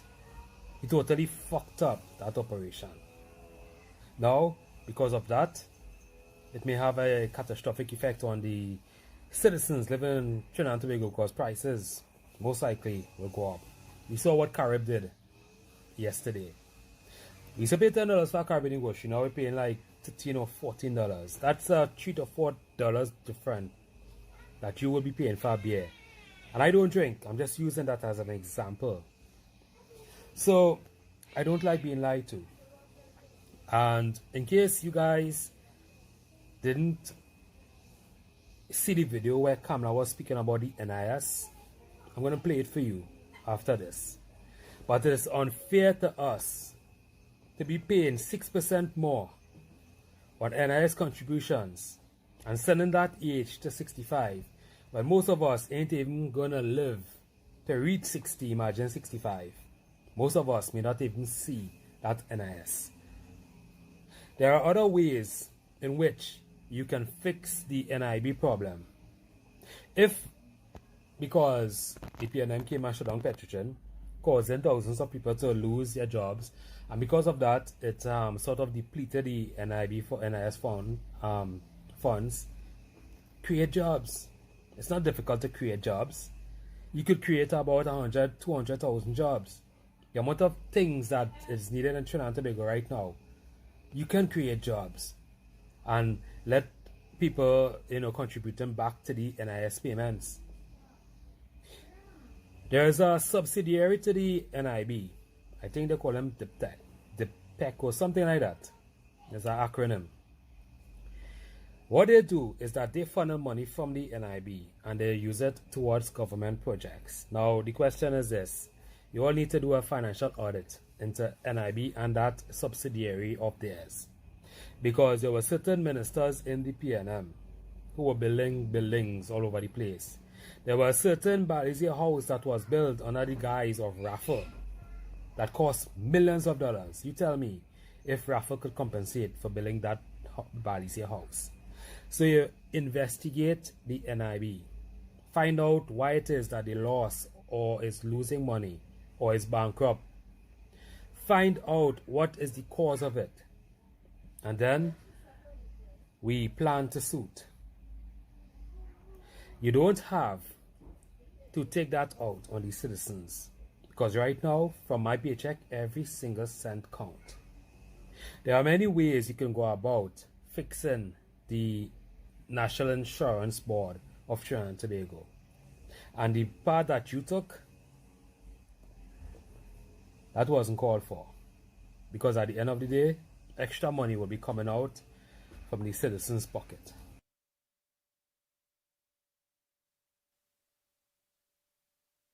All right, so I want to apologize for the obscene language. I want to apologize. Please accept my humblest apologies, because I didn't know that he was going to use obscene language. So please accept my apologies. But as a UNC supporter,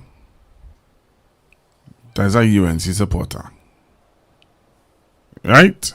There's a UNC supporter who is coming out and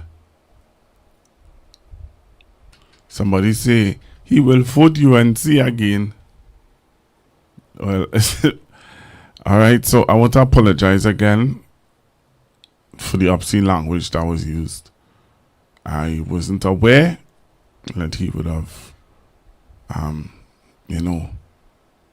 blurt out obscene language. I have to apologize. Somebody saying don't apologize. I have to apologize because of who I am.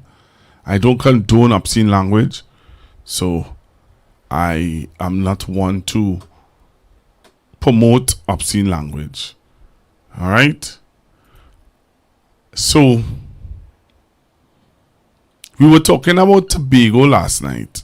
Somebody would have called in and said that they hope that Tobagonians are wise and that they are watching and learning and seeing what's happening in Trinidad. Some persons went as far as to say, hey, what's going on now?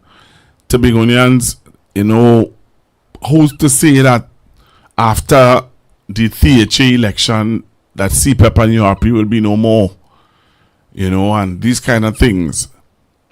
But I played for you what the people say. The people say.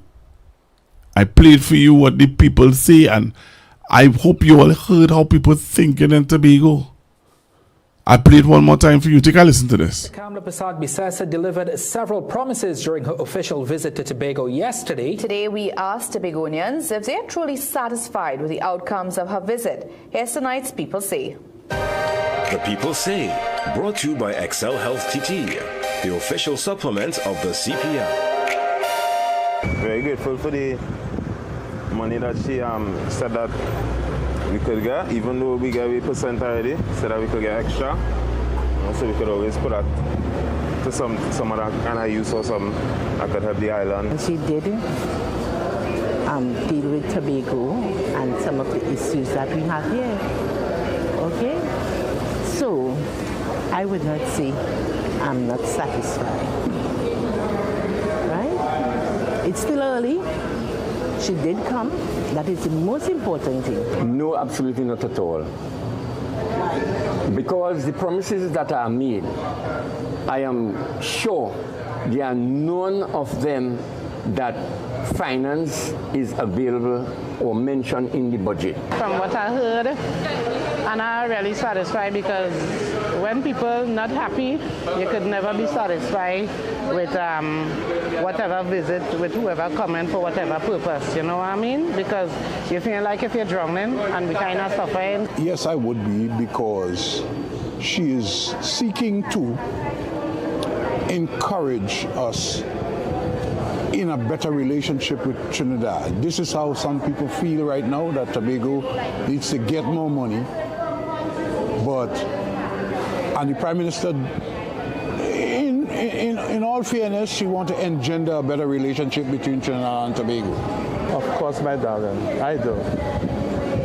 But what what I feel happy about, you see that quarry up in Stolly Pad there?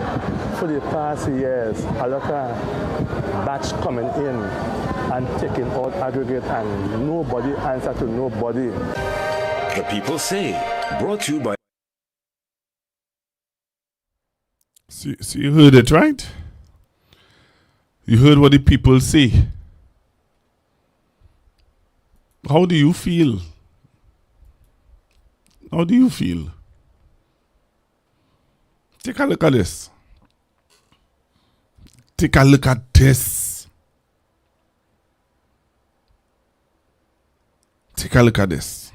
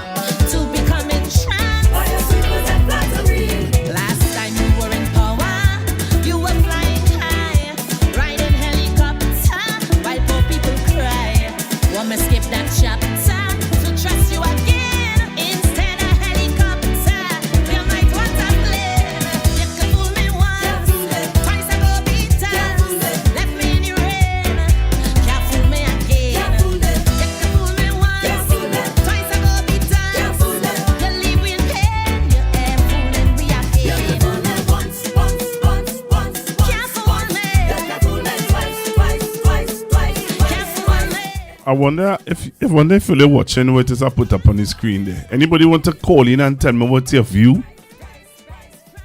What's your view? So I played for you what's going on in Tobago, make you aware of what's happening in Tobago. So let's see. Let's see how this will pan out for Tobagonians. But within 4-year anniversary of the divers tragedy in Paria, fuel trading company, point-of-care facilities. What's going on?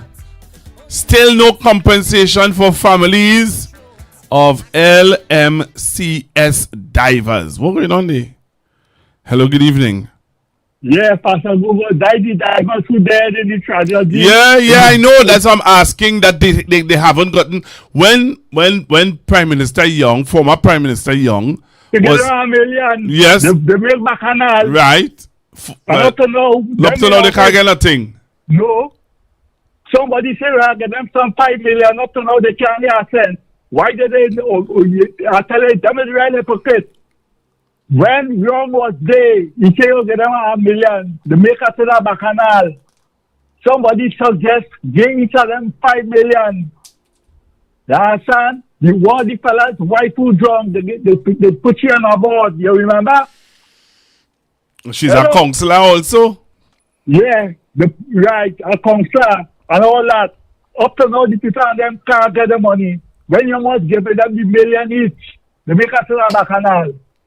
Up to now, they can't get the money. And them in our face, why they look to get them paid, get the people money? Yes. Yeah.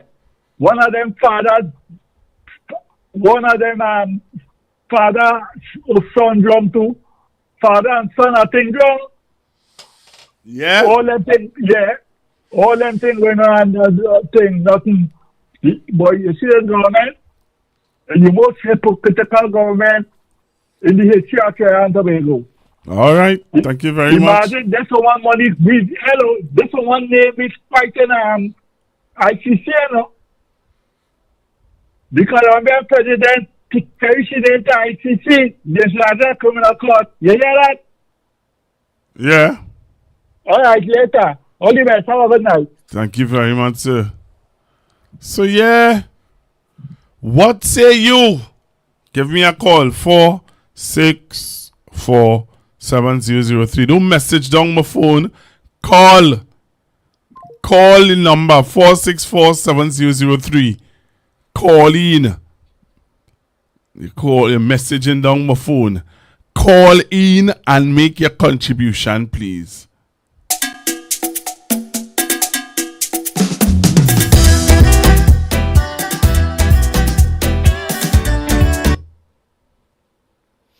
I'm going to take a deep breath, eh? What's your problem? Good night, Pastor Google. What's your problem? I find Dr. Rowley and small period should pay them diapers and them sacrifice them diapers and them and give them a you're not making no sense. Hello, good evening. Yes, Pastor. Yes, sir. Just picture here. Diapers. When this thing happened, that same Prime Minister called for inquiry. Yeah, and she got the inquiry. Dr. Keith Rowley said he's going to go through the system and hear any what no inquiry, that he's going to compensate them account after when everything done, he will compensate them, and he was good. I turned around too and said, check out how much the Commission of Inquiry and the lawyers and everybody will cost. Take that same money and divide it and give the people them as compensation. And he would have worked out about 5 million and something. After Kamala Prasad Professor called for the inquiry and gone on with she Monday night meeting and she just at the gallery, Dr. Keith Rowley said, all right, Commission of Inquiry. You know they started quarrel about the money they pay these people them to, about the Commission of Inquiry. And they say when they come in power, they will give them a 5 million compensation. You know, they in power now and they still cannot give them the 5 million and they still didn't want to take what Stuart Young was giving, the 1 million. Prakash Ramada tell them to take that money, the 1 million, and they're going to court for it. And next thing we hear after, they have something in the court and the court can't do that and the court can't do this. And Sienna, don't give them none. Let us stay without any later. All right. Thank you very much. Cola say don't give them none. Let them stay without. What say you? 4647003. What say you? How do you feel about this?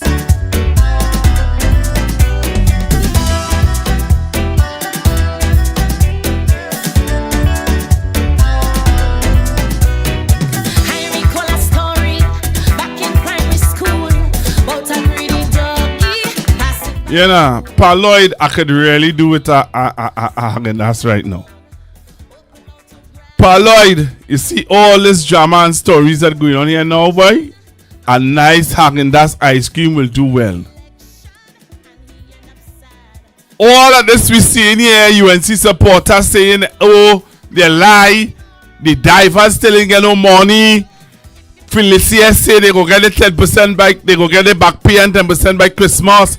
Pa Lloyd, a good Häagen-Dazs ice cream. To become entranced when you ran the treasury, kickback was at large. Edgy in waiting, but time that one charge. Won't show me like jacket to jump on your boat. 3 times is a habit. Have on your vote so. But who is this boy? Hello, good evening. Good night, Pastor Google. How are you? I am okay, ma'am. How are you? I'm good, thanks. I was wondering how come they're so quiet with this LMCS and barrier situation. Seeing that before they were blaming Dr. Rowley, they were saying that it was Dr. Rowley's fault and everybody was coming out and they had a voice then. But all of a sudden everybody just quiet now. And the government in power that was encouraging them to make the noise. So why now is an issue and they can't just pay them the money? They were the ones who wanted Dr. Rowley and them to come out and give them $25 million, $5 million to each family member. All of a sudden, everybody quiet. Nobody had nothing to say pertaining to that. So you see how the politics playing there. Oh yes. We're watching, you know. We're watching. I just wanted to. Somebody say good for them. Oh gosh. Oh gosh. No, eh? And yes, and even when our former Prime Minister Young offered them, because he was feeling sorry for them, offered them the million. They made a whole set of bacchanal for that. So that is why we're saying it good now. But I find they should be talking. They should come out and open up their mouth, or they was open up their mouth all the time. That's what they should be doing.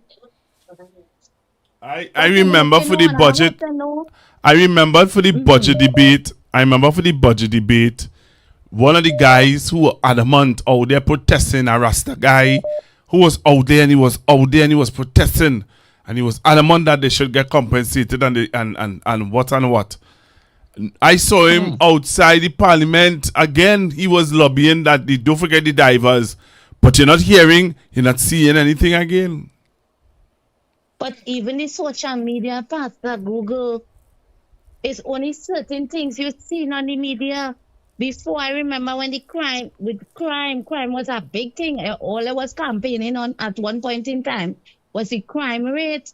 And now we're not hearing anything about crime. For a matter of fact, they put in the crime maybe in the middle or somewhere in the back in the papers. That is not the headline anymore. So, I just want Trinidad and Tobago to know that we are looking on. Maybe we might be quiet, but we are observing what is going on in the politics. And when the time is right, we will rise up and we'll speak about it and we will say all that we have to say. Have a good night. Thank you very much. Blessings. Same to you. Thank you very much for calling. Now we'll be talking about people calling, you know. It's sending voice note too. Let me see what this voice note is saying here. I have to vet them voice note, you know. So me to send a voice note, they get me in problems. I want to see what this voice note. Oh, plenty voice notes, boy. Pastor Google, what about people who resign and have money to get like me? You understand? And this stupidness, this man talking about 10 years, we ain't get no money and we ain't get no money. So because we ain't get no money 10 years, that means we shouldn't get no money then. So I don't understand people, boy. You understand? I like to spread propaganda. Why people like this? I can't understand what it is going on with people, boy. I got time for that. 10 years you ain't get no money, you don't care about that. You understand? We shouldn't get no money. Probably he working still. What about people who resign and waiting on the money? Pastor Google, Trinidad and love lies so much till they're living lies now. That is what's going on with them. They're living the lie now. Kids are ball in the throat. The love come a lie. Oh, well, the man say kiss a ball in your throat, all you. Kiss a ball in all your throat. You can't talk. Wow. Kiss a ball, the man say. You know, he says, oh, kiss a ball. Pastor G, good night. Pastor, I have to congratulate you. It was one thing. You keep it up, and you're trying your best. You ain't giving up. I pray God give you the life, health, and strength to continue. But when I listen, Pastor, I'd be getting real annoyed. I'll tell you why I get annoyed.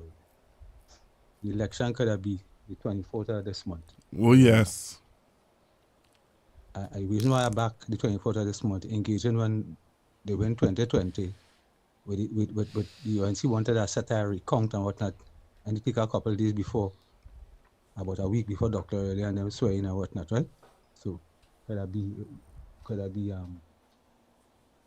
I say about the 24th, the last Monday in the month.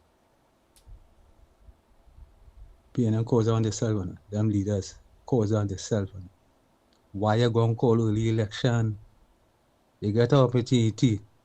You understand? And I had to go back there, Pastor, don't practice me because I'm real annoyed. You understand? I seen what's going on. We know we went through 2010 to 2015. You understand? Did they want to listen to nobody? So cause now people now had to gravitate and go for yellow is the code. And knowing they would have meet up yellow is the curse. You understand what I'm talking about? What's going on now?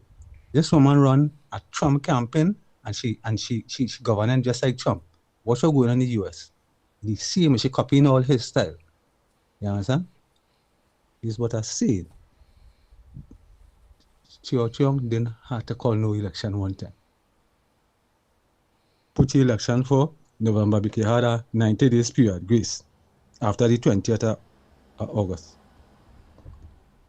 Mobilize your people. Stay and mobilize. You can remember the people that are angry. Mobilize the people. You understand? You come on fresh day. Dr. Rowley wasn't there because he had wanted to look up, but you mobilize the people. Oh gosh, man. Look what people are inherited right now. Look what going last week Friday. Yeah? When you're asking a question, you're seeing the individual. Me calling it now.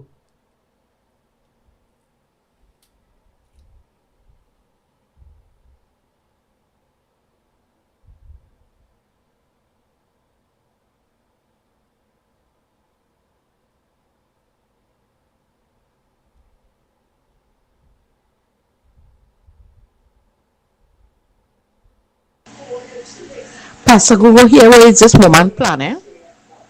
Her plan. She shut down the curry in Trinidad, which this curry was going on for how much years now. They was in power. Nobody didn't do nothing about it.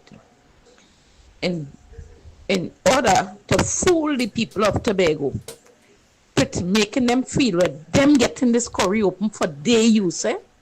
She opening that curry in Tobago for she people down here, just as she giving them all the work up there. So they could go up there, right? Go to that curry, do what they have to do, and then sell it to people in Trinidad. All right? You think the people of Tobago will inherit from that curry where she opened there? No. Just as the whole they're not inheriting nothing else in the country, right? No work for the contractors them over there.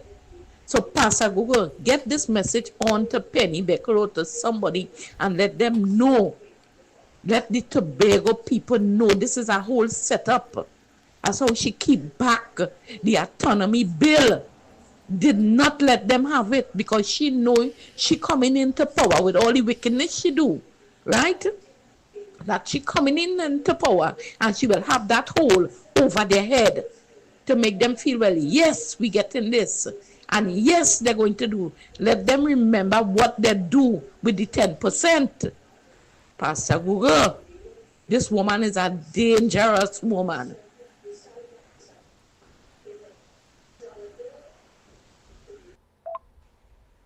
Pastor Google, I said anything today, boy, I'll get through. Okay then. Oh gosh.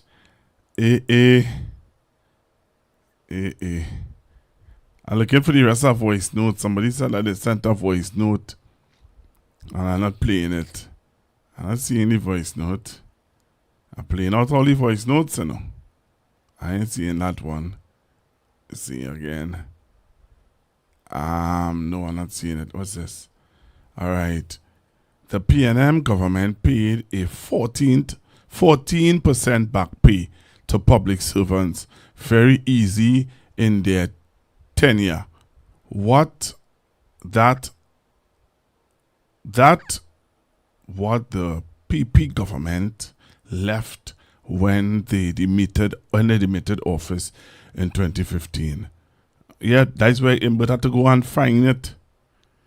Yeah, Imbert had to go and find it. You only forget about.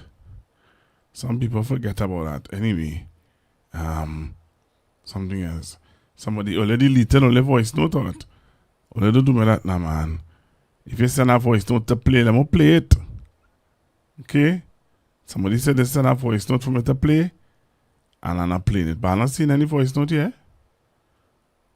I'm not seeing any other voice note here. All right, good night, Pastor Google. I wish you can find some time to give this a listening ear. I also wish you could share this with Mr. Manning to get his views. All right. I will. Which one is that? Let me see. Okay. I'm going to send it for him now, so that he can give you his views on it. All right. What again? Somebody sent a voice note. Good night. They cannot blame Stuart Young.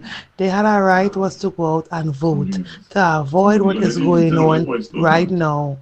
At the end of the day, you had a choice to go and vote. You had a right to go and vote. Do not blame nobody more than yourself. Go and vote. Was your choice. You didn't vote. So now you have to bear your consequences. All right. I hear you loud and clear. But as the caller would have said earlier on too, we have to remember that there are people who are unhappy.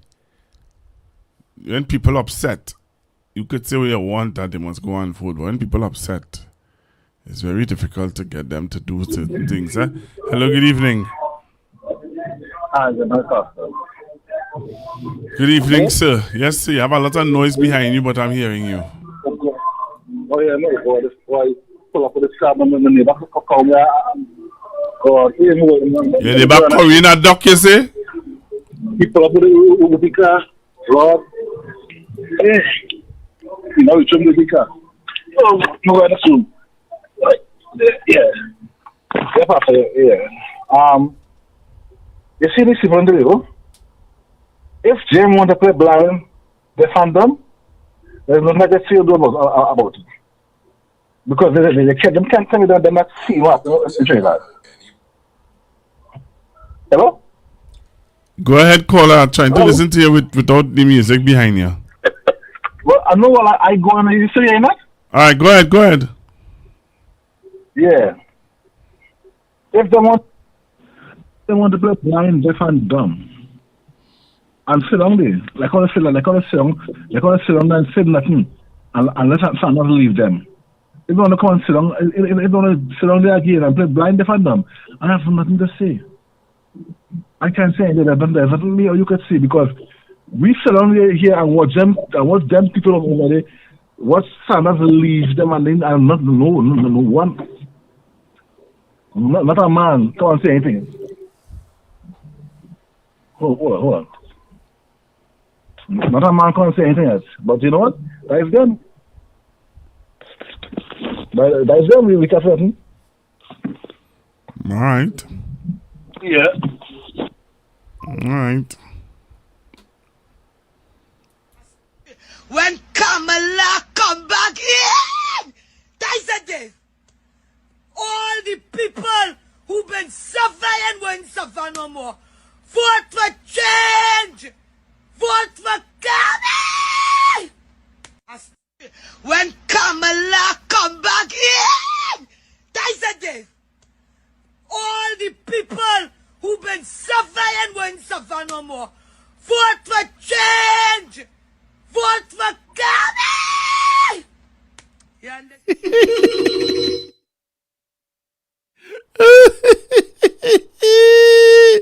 Vote for change! Vote for Kami! What's that? That was just what? Only people who suffer will not suffer anymore. Oh gosh. Hey. See, workers. You happy workers here now. All the people who are suffering will not suffer anymore. Let me hear you. Hello? Good evening, sir. Good evening. Some of them Tobago people too bloody ungrateful. And some get money for COVID to refurbish the place and thing for tourists and thing. Of course. Oh, and they still vote for what's his name? Fali. They still want to vote for Fali after all of that. Ungratefulness. Is I words. don't play that little kind of that possessive woman. So like she possessed or some kind of thing or No, you had to play that is what influenced people to go and vote. She got her money, and this is the woman who is working Wassa. something wrong with that. Instead of looking, instead of saying that, something wrong with that. I go on. Vote for Kami! What she said? What she call the Prime Minister? What?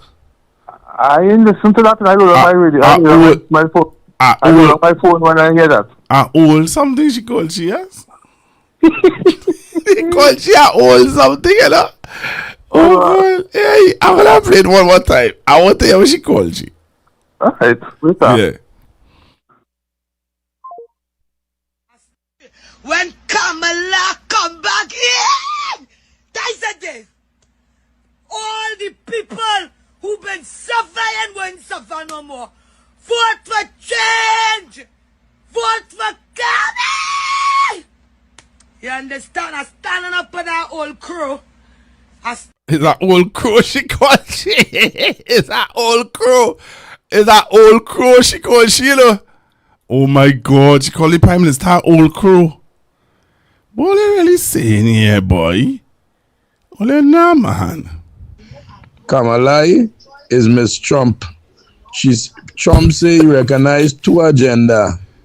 She come on board, yes, two agenda she recognize too. You understand? So what Padarat is, what agenda Padarat is? Oh God. Hey, Ella. The one say, the one say, the old crow, yes? Well, good night, my brother.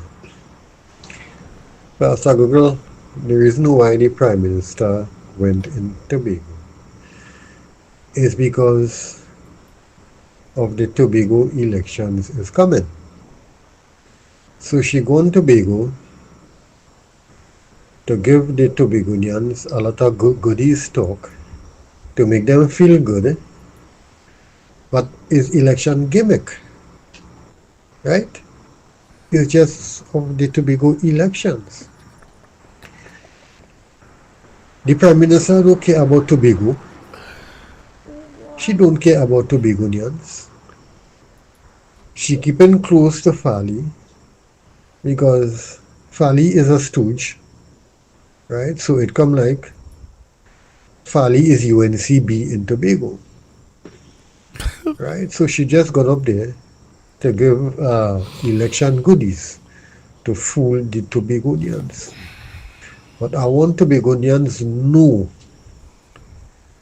that they must not be fooled, and they don't take chain up like Trinidadians take chain up in April 20 gone. I just want them to know that. Don't let the Prime Minister come in Tobago, fool him with goodies just because of elections for votes. So I want Tobagonians to know, please, Tobagonians, don't be fooled, be wise. And Pastor, the few people what get interviewed, it's about 5 or 6 people. You know, they must be fairly supporters. So I only hope Tobagonians and get fooled and get cheated up. Have a blessed night, Pastor. Thank you very much. I hope so too, eh? I hope so too. I hope they get cheated up by the old crow. The girl say, hey, all your good, yes. Oh, good. Hey. Yeah, nah. I don't know what to say, you know. I don't know what to say. I don't know what to say. I'm taking your calls. 464-7003. 464-7003. Dr. Rowley would have dealt with a matter. You understand? Farley played smart with foolishness. So Farley played, he technically calling Dr. Rowley name by not calling his name. So Dr. Rowley answer him now. You know, Dr. Rowley ain't backward, you know.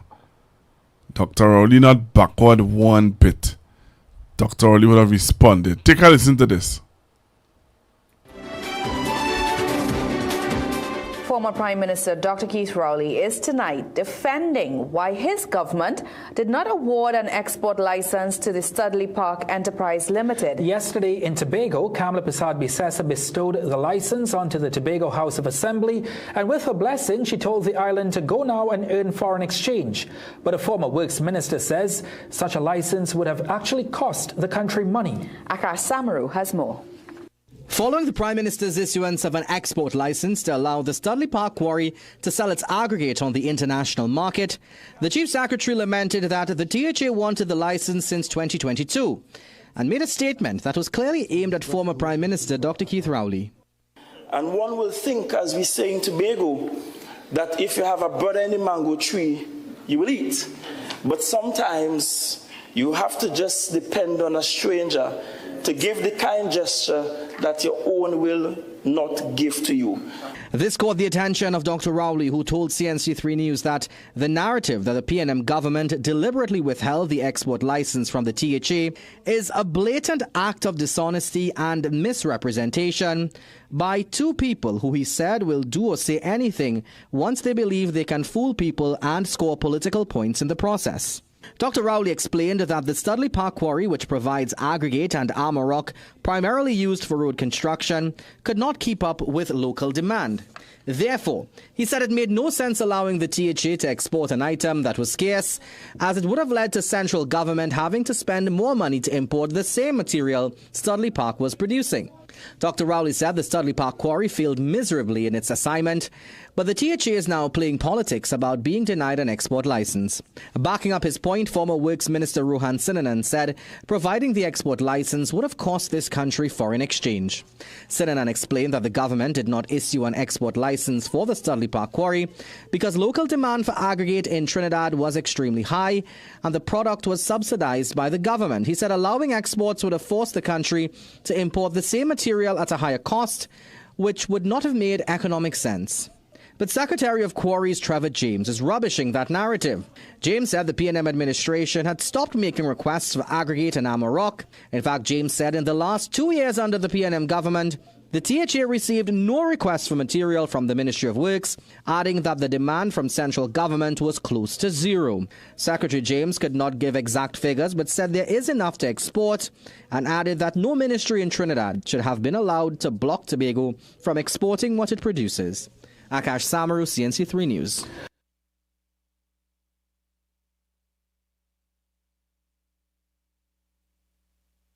All right. So you heard it there. You heard it there. Well, yeah. Me play some music, eh? Because like, well, I want to call in. So I can play some music and take all your calls in the meanwhile. So they could call him already. Okay, I have a caller calling in. Hello, good evening. Hello, good evening. Hello, good night, Pastor Google. Good evening, sir. Pastor Google, as far as I am concerned, if you were to remove Tobago, those people feel that Tobago is invincible and they could do what the hell they want now. After removed, you could lead two ladies, Miss Ayana Webster Royan and Chapo Kujo. Or you put. Yes, man. You see one of them was trying to give a shit to the Prime Minister. And every time you move in, you get them pushed aside by the guard. You didn't see that video from Pastor Google? Yes, I did. So, as far as I'm concerned, those MPs now for it, just a bunch of yes men. That's how I see it. You have a good night, Pastor Google. Okay. 464-7003. 464-7003. That is the number you can call to get into the program this evening. 464-7003. 464-7003.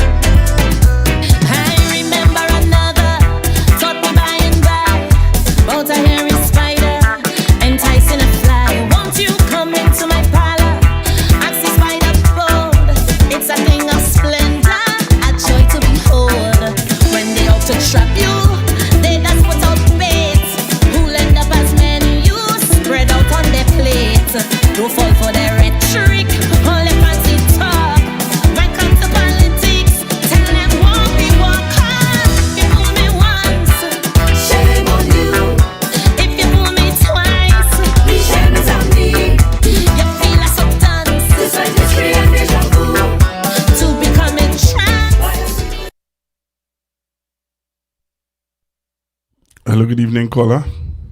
Hi, good evening, Pastor Google. Hi, good evening. I'm okay. How are you? I'm fine. Last night I called in to discuss the technique, one of the techniques that the current government is using to manage the country. But as a result of time, I had to rush it. So if you'll permit me, I'd just like to discuss it brief. One of the techniques that they're using is what we call information disorder. Now, what is information disorder and what does it comprise of?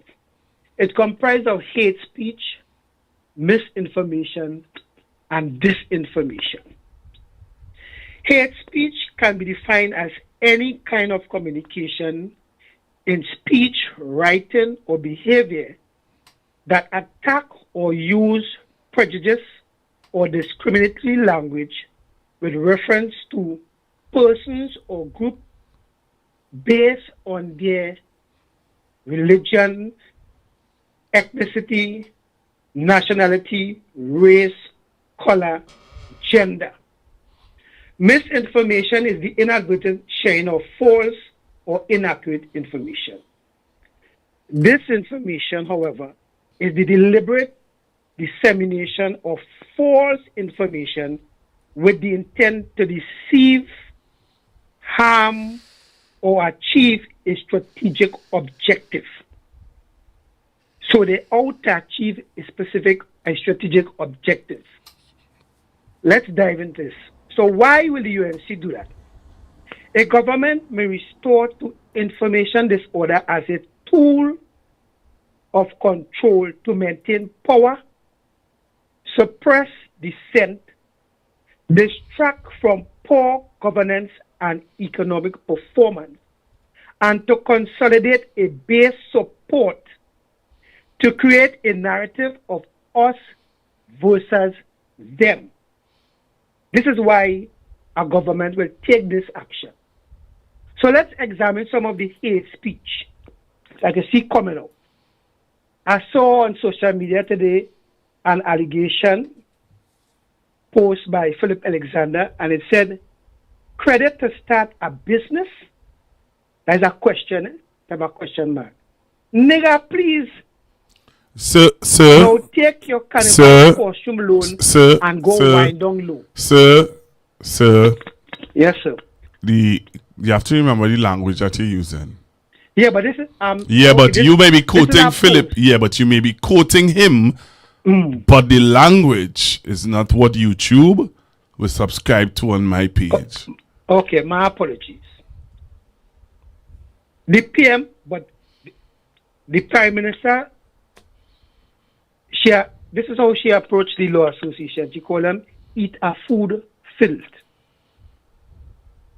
People are called rabid dogs, hooligans, Rawan, black man, Oyo. I have my name from my ancestors. Where you get your name from? So this is the hate speech narrative with respect to the information disorder in which the government is using to manipulate the population. We see disinformation. This is somebody disinformation campaign. PNM says, stay calm. My name is Kamala. The PNM using their trolls to create fear mongering in the population. Disinformation. Yesterday, the PM stated that in Tobago, she stated that youths were deprived under the PNM. However, the UNC closed all the programs. She's saying that youths were deprived under the PNM. She slammed CARICOM stance on Venezuela. She said that the PNM protecting drug mafia financiers, undermining anti-crime efforts. The PRO described the opposition leader meeting with the Venezuelan ambassador as unpatriotic and seditious. So this is a campaign that they're using what you call information disorder, which deal with hate speech, disinformation. They also will co-opt influencers to amplify their propaganda. And they'll even use prominent persons, weaponize them because of their standing, be it professional analysts, to bring forth a narrative knowing that it is not true, but because of their standing, people will tend to believe what they are saying. So this is just my contribution to just enlighten the population as to one of the strategies in which the government is using. You could read it up with respect to what you call information disorder, which include hate speech, misinformation, and more so disinformation. So thank you for giving me the opportunity to make that contribution. Okay, thank you very much, caller. All right, caller. I just want to remind you guys, just be careful with some of the things that you all feel that you have liberty to say. Yeah? You have all that freedom. Trust me. We do have all our freedom. This is not my page. Okay? In the sense that, yeah, it's my page, but it's not my page.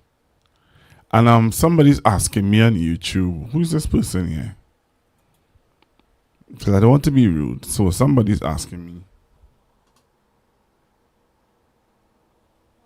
Somebody's asking me on YouTube. I can't make out your name, sorry, but they was just saying, Pastor, good night. Again, Pastor, what about our sister Sean Felix? Sean Felix is doing well. Sean Felix is doing well.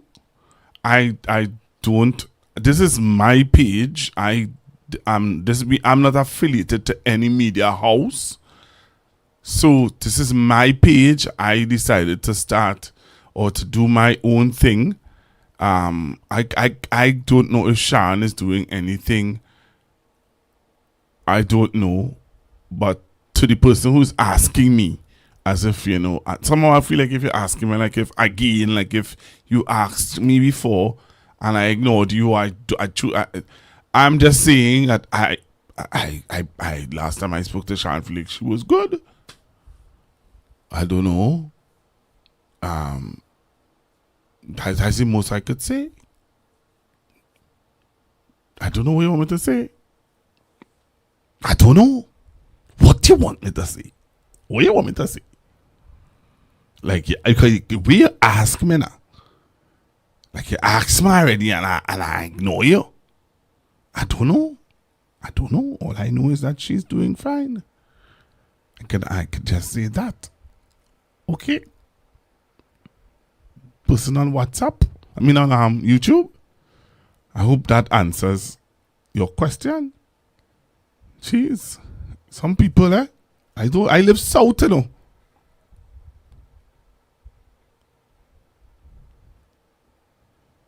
Right? I live San Fernando, Sharon lives Sawa. You know what I mean? So I would, from time to time, I believe that Sharon is doing better than me.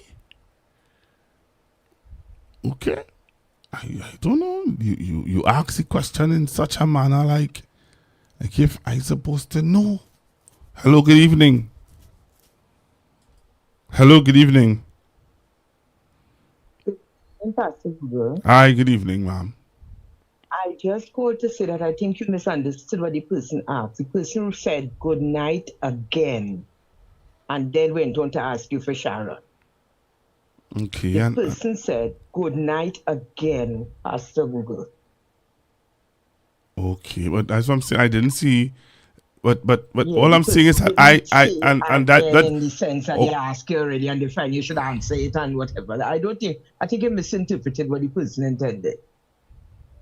Okay, so Pastor Google, so Pastor, good night again. Pastor, what Right, about good night again, what about our sister Sharon Felix? And as I say, Sharon is doing well. Right, Pastor, good night again. Okay, and but maybe if you're going to be very correct, a comma probably after again, but I think you're misinterpreting what the person said.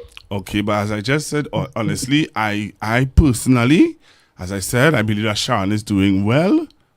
Right? Well, yes, I live yes, San Fernando. I live San Fernando. Sharon lives in Sawa. I don't know if Sharon didn't have any intentions of coming back. I know the person meant to be offensive. So anyhow, that is just, just my observation. Okay. Okay, ma'am.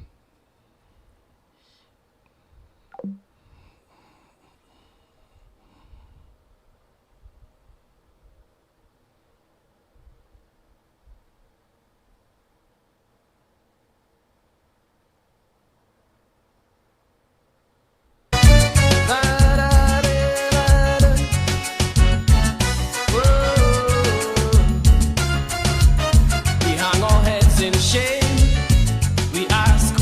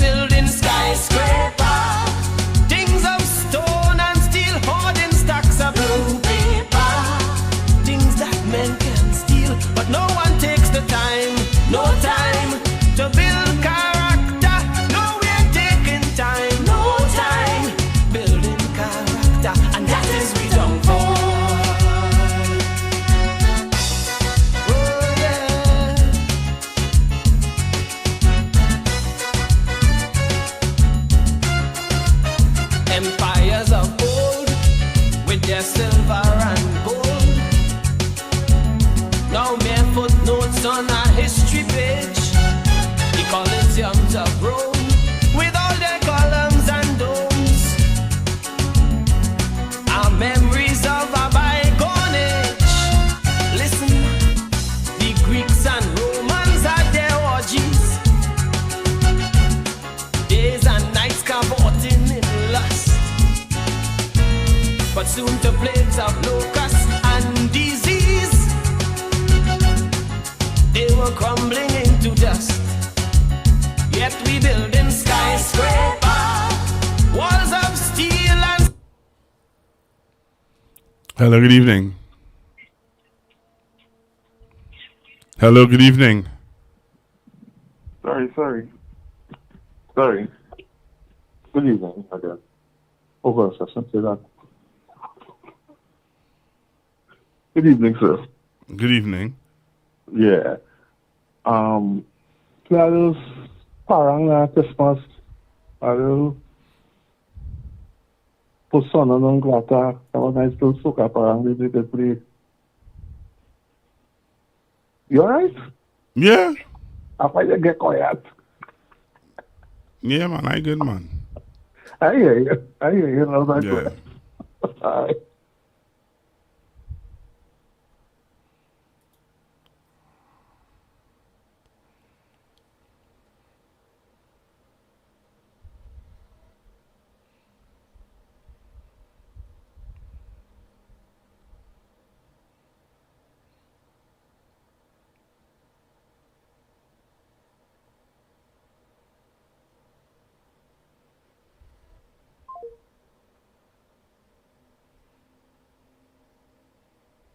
stone, I know the talk is computer. Man even making clothes, but no one taking time. No time to build character. No, we're taking time. Hi, good evening. Hi, good evening. Pastor Hi. Google, I'm calling back again. Hi. Something I was thinking about, and I think we as citizens, we have to start critically thinking and observing stuff. And I want to go on the part where we need to think about what it is this new government having planned putting into revenue, because since these people get into power, I'm not hearing anything about revenue. How are we going to get revenue, right? To carry out our business, our daily business economically. And seeing that we have this geopolitical issue going on with our prime minister, who is in friends or who's with Mr. Trump, and being that she has this way that she don't want to associate with the Caribbean, the CARICOM and the Caribbean, so she kind of isolate herself from the Caribbean, and we have to get revenue. We have to be involved in trade and all of these things. So this is something that we have to look at and we have to take very serious. All the other things that they're thinking about, and they're saying that they this and they have money, they put in money here and they have money to put this and they could employ this person, and how many persons they could employ, but where the revenue coming from for us to run the country. And this is something we need some answers about, and we're not getting any where this government is concerned.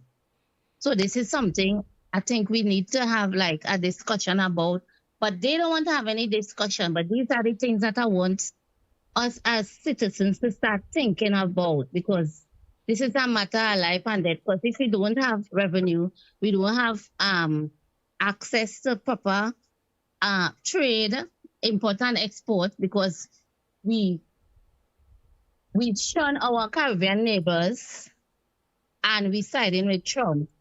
How are we going to? Because we wouldn't be having good relationship with our Caribbean neighbors. So how are we going to be able to do business economically. So this is something we have to look at. All right. Next time Okay, thanks. the next time I have Mr. Manning on, I will ask him to give some more information on how we're going to deal with things like that. All right. So the next time I have Mr. Manning on, I'm going to ask him to deal with that a little more for you, caller. Hello, good evening. Pastor, Yes, sir. on to the question the lady asked. I want to give you a little heads up, and she will take a look at it. It have the Kamala Passad visas, and when they go to the UN, you remember they talked to two people, the Arab Emirates and the Qatar. Watch out for those two set of people will be coming to about Trinidad and Tobago in a little time. Not too long for now, but in a little time from now. So keep your eye open for them two people, the Arab Emirates and the Qatar. One is gas, one is real estate. And then there's about anything they get their hand on.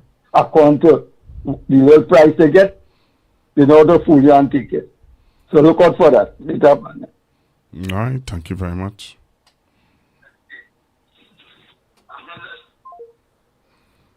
All right.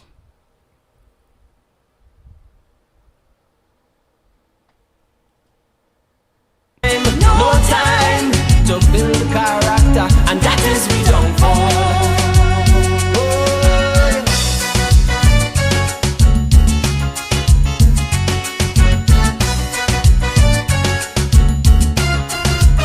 We teach children from small, the winner takes all. There is no consolation when you lose, and then we act surprised when the world shows no. Hello, good evening, caller. Hello, Hi. Pastor Google. Yes, sir. The PNM has already come forward to fix this country, you know. You understand? This government, they come into power, they even try to really bring in revenue. Then doesn't show most of the time them come in power, they just come into take. They don't really work hard to think about creating revenue to really bring revenue to the country, you know. After the parents don't work hard and build up the economy. As them coming, they just have to spend money. All they're doing is spending. They ain't thinking about creating money to bring to the country. And all the things that the parents were trying to do to diversify the economy. They condemn every single thing. Sandals come in, they talk sandals. The man from India come, the batok that. The smelter, the batok. Once parents upon anything parents try to do to diversify the economy. As them coming, then they just have to spend the money. And that's a thing going on for years, and parents have to try and stop that. Because they didn't have any intention of really bringing in. Why only government? Why every time only come, only let's take in? You understand? Going in, just taking money and making all your service all the time. So, bring money in the country. The government is about work out and bringing money. Imagine the parents have to go and fight away to get money with them back, to bring back. All them kind of things they'll be doing, they can't govern. I don't know why people don't vote for them. They must have the whole place in chaos. That's how I say. Hello? All right. Thank you very much. Yeah. Hello, good evening. Hello, good night, Pastor. Hi, good evening, sir. Pastor, I also need to share with you, and I need a confirmation too. The mayor of San Fernando, Mayor Paris, right? He made an announcement that there'll be no street vending on High Street for the Christmas season this year. So apparently it was an annual thing. It was stopped this year, right? The question is why it was stopped. Now I talking to some people who just do some vending and are just getting the information in hand. So the people being moved, they allocated to the San Fernando market there, somewhere there to vend for the Christmas. So obviously that's an odd spot because that is not in the transit way of how commuters or shoppers will be walking. So what we understand is that the rent for the businesses in San Fernando that are along the high street there, apparently the rent going up. The electricity started to raise. So it was apparently discussed with the mayor, with the businessmen, and that Christmas could be a pinch. Because if the rent going up, if the electricity going up, the NIS going up, we have to pay the workers. And then with the vendors on the street now clashing, it will be a profitable business. So that is the kind of Zeppo that's shared. I don't know if that is what he may are not trying to say, but he's trying to pacify the situation by helping out everybody.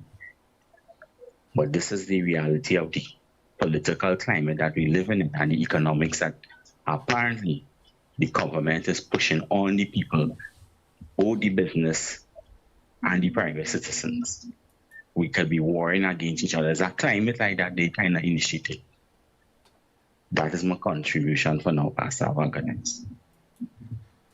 All right, I'll try to get the mayor on the line sometime next week and see if he can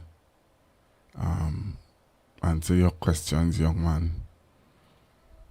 All right, I can't answer it. Hello, good evening. Good night, Pastor. Good evening, sir. Pastor, with regards to these drivers and the compensation, and I rightly saw like a few callers back saying, how come they get so quiet and they're not talking about 5 million and how much million they want? And because Pastor, when you had to find the money to get them, and it'll be tough. Yeah. Pastor, when you yourself had to find the money to get them, and you have to explain where you get the money to get them, then it'll be tough because you have to explain it to taxpayers why you're paying this family all this money. Even though sadly, but the driver were subcontractors. They were not government employees. So why the company who hired them ain't paying them that money?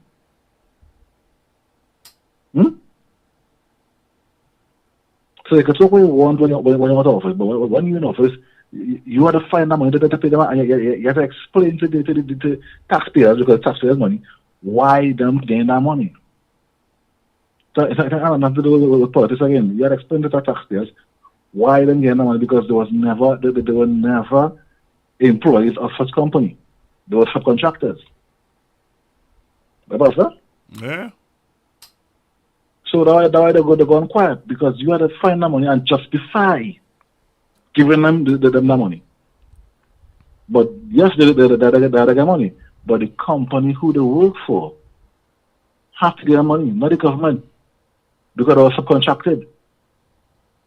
So that's why they go on quiet, because justification, because you can do it one, Takas can say one, and can say one. You have to just justify to the taxpayers why you gain them the money and not the company they work for. Why taxpayers gain them the money, and not the government, and not the company they work for. So now all in the kitchen, all over feel heat. That's for listening. Thank you very much.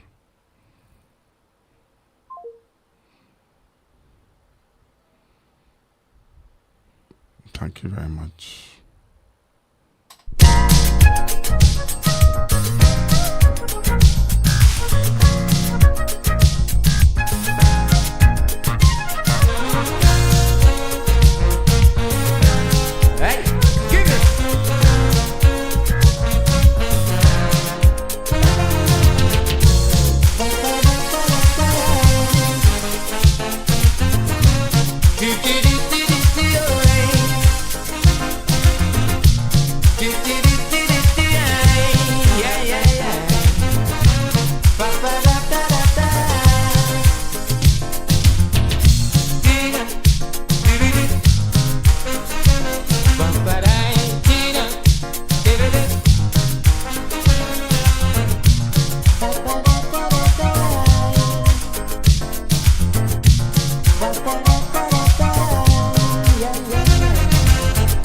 They making new laws every day,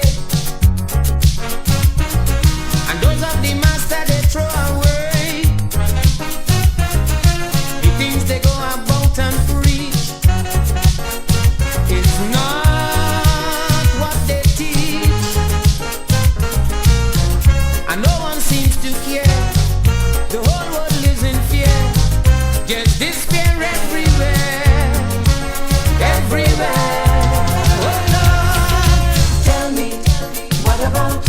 Love thy neighbor. Tell me, what about? He ain't heavy, he's my brother. Nobody cares a damn anymore. All they got on their mind is war, war. Tell me, what about equal rights and justice? Tell me, what about love and happiness? This is Caribbean Vibe.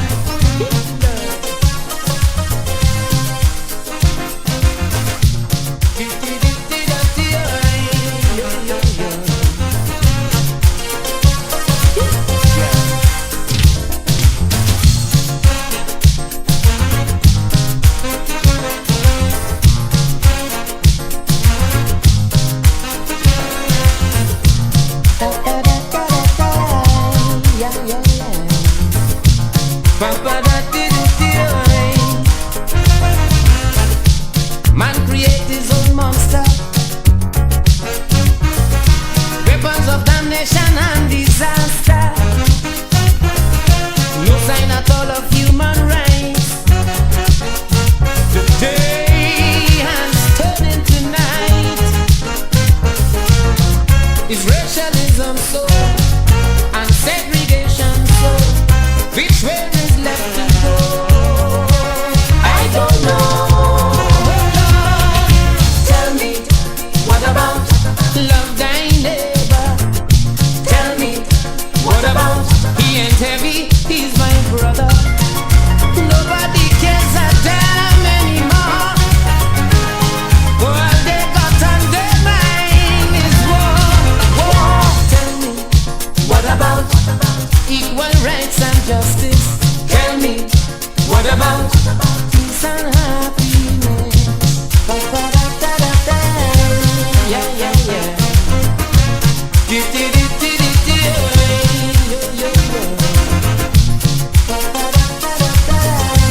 Hey, give it.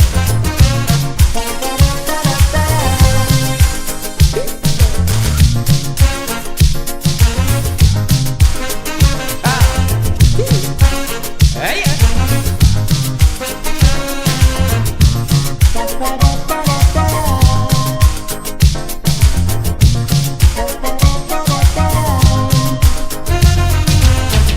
Negotiations breaking down is a whole big run around. A lot of talk is what goes on, while the world is left to mourn. Starvation taking toll, weapons out of control.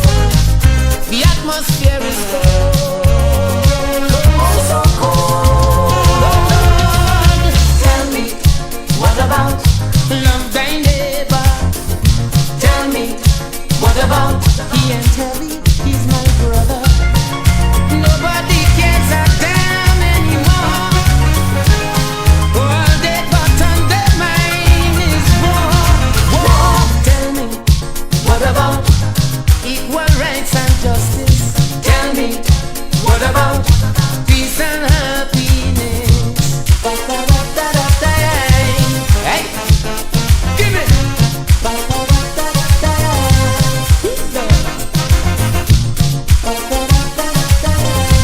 Yeah, yeah, yeah.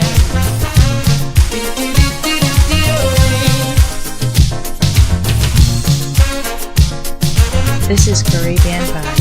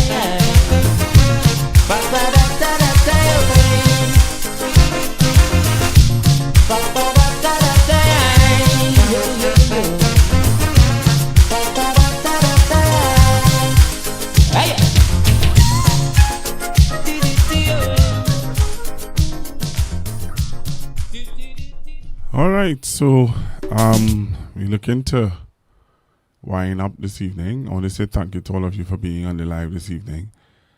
So this evening we will have spoken about Miss Felicia Thomas. And what stood out to me in our whole conversation this evening is this gentleman who called in.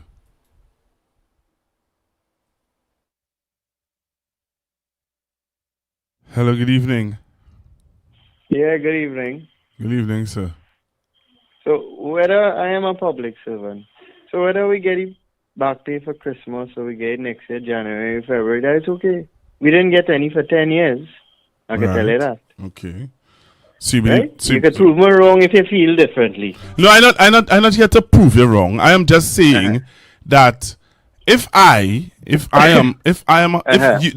why I have to accept what you're saying, because the lady just said it. The lady who called just now. We didn't get anything for 10 years. All right. So if we had to wait from December, January or February next year, no, but if you don't get January, if it don't get January, February next year. If you don't get January, February next year. Listen, if we don't get it January, February next year, and we get it March or April, it's still okay. You ain't getting it March or April. You ain't getting it March or April either. Right. So no. Listen, we're not extending time. Let me just speak reasonable to each other here. If we don't get it for Christmas and we get it sometime next year, the late half of next year, no problem, because we was there for 10 years and we didn't get anything. Okay then. All right. Have a good night. Same to you. Yep, so that gentleman would have stood out this evening, just confirming what a lady would have called in and said, which is public servants don't really care, Pastor Google, once they get paid at the end of the month. So we have a clear idea of how people think now in this country, and we have a clear idea of how people think in this country, and what we need to do now is just make ourselves aware. Just to be ignorant to what's going on, but keep ourselves aware of what's happening in Trinidad and Tobago. Keep ourselves totally aware of what's going on in Trinidad and Tobago. Don't be ignorant. Don't walk around with your heads in the sand, but be totally aware of what's happening. I have a theory. I think every time you drop your child, they just lose some IQ points. You know what I mean? Mom, in the white dress, what you do? You do HR? You get dropped 17 times. It wasn't your mom though. Trust me. Every human being that start off as an astronaut who could paint the Mona Lisa. You get dropped, doctor. You get dropped again, engineer. Can you imagine how much times the Minister of Homeland Security Information provided by the speakers and or presenter on Facebook and YouTube is for general informational purposes only. All information is provided in good faith. However, Constructive Talk makes no representation or warranty of any kind, express or implied, regarding the accuracy, adequacy, validity, reliability, availability, or completeness of this information.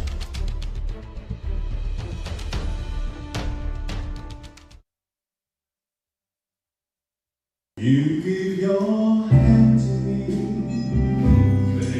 and then you say hello, and nothing more can speak. My heart is beating so, and everyone can tell. You think you know me well, well you don't know me. Hey guys, I am Nigel O'Connor, a singer for all seasons.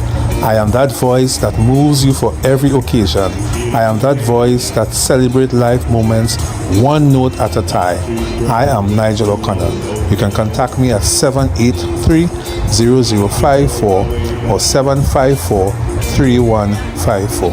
And oh yes, that's me singing in the background. Trinidad, it's back for 2 nights only. The explosive hit comedy stage play by Alan Charles. Why Didn't I Get Married? It's not good for a man to be alone. But what about the black woman? Is the church guilty of keeping women single? Or is there really a man shortage? Come laugh, cry, and think at a show that's more than a play. It's a conversation, not for the easily offended. Saturday, 1st November, 7 p.m. at USC Auditorium, Maracas, St. Joseph. Sunday, 9th November, 6 p.m. at Sapa, San Fernando. Tickets for the USC campus, $200 in advance, $225 at the door. Tickets for Sapa, $225 in advance and $250 at the door. Get them at USC campus, A&A Pharmacy Port of Spain, Maranatha Bookshop, San Fernando, Living Legacy Pharmacy Arima, or online at theticketsellers.co.uk. Why Didn't I Get Married? Don't miss the comedy that everyone will be talking about. Brought to you by the University of the Southern Caribbean and Focus Arts Promotions.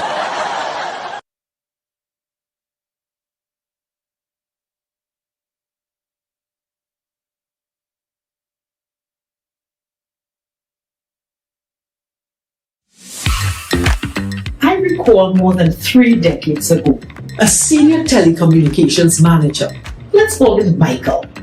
And Michael was assigned to the task of presenting the government's position at a regional conference. Michael struggled and visibly trembled, especially since he presented after the retired North American ambassador, who had the audience in stitches, laughing up every word. I'm Dr. Madonna Dodd. And I made a silent vow then to help people like Michael, who are technically competent, but who struggle and succumb to fear when speaking in public.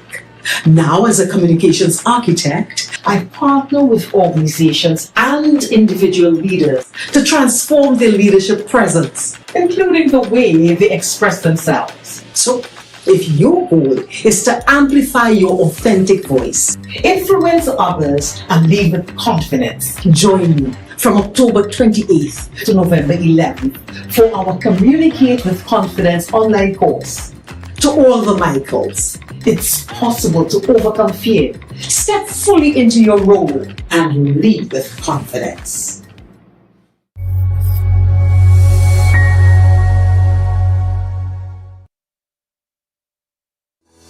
During our 3 weeks course, I gained a lot of knowledge and insight on how to communicate with confidence using the different techniques and skills taught. Another thing that resonated for me is the fact that the same way singers prepare their voice, increase their lung capacity by eating healthy, doing the necessary breathing exercises, is the same way someone who is going to present should also prepare their voice. For persons who are interested in participating in this course, I say go for it, because you too will be able to find your coping skills, or how the runners and they just psych up themselves when they're on the start line before they start to be focused to finish that race. You would be able to find your coping mechanism.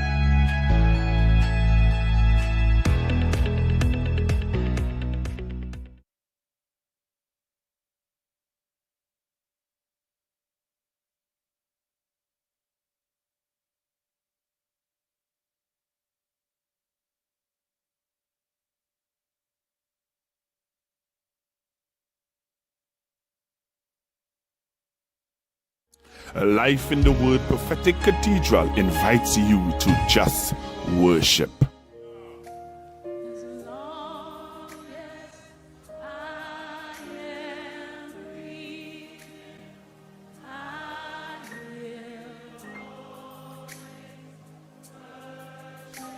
Come on, this is personal to you. Lift it up and say, and I will not be silent. From 7 p.m. at 166 Pointe-a-Pierre Road, Vista Bella, San Fernando. He's a healer. He's a sustainer. He's a provider. Everything I need, he has provided. Everything I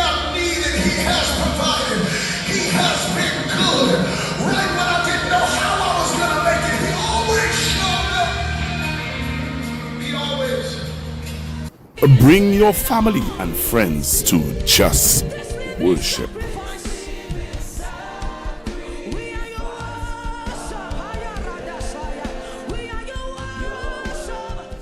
All roads lead to Life in the Word Prophetic Cathedral International, Point 14, House of Oil, Oil to Overcome, Deliverance Service, November the 6th to the 7th, 6:30 p.m. Join Apostle Dr. Corey K. Grant at 47 Guapo Village, Main Road, Point 14. You want to know why I'm keeping in the wilderness? So I can prove my glory upon you. I'm still in miracle. Watch the miracle of God. Wait a minute. Let me see Sister Carol there a second. When she took that off, did you see how fat her feet was? Who saw it? You saw it? Is it the same when she took it off?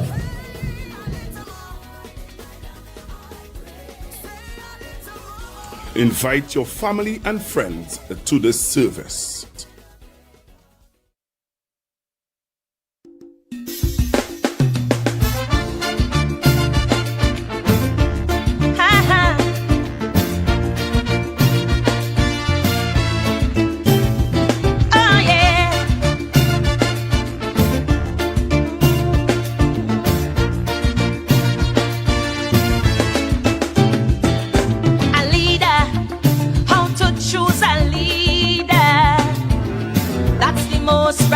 Question today. Now that the man retire, people spitting fire, and every talking head having their say. Lift your hands, everybody. Team, begin to lead us as we worship the Lord. Come on.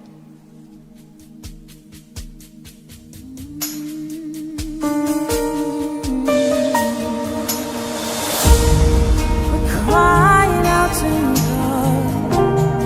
We need you now, yeah. We're crying out to you, God. But we know you can do it. You're the God who never changes. You're the God who is eternal. Yeah. We cry to the God who never changes, we cry out. To the God who is eternal, we cry out.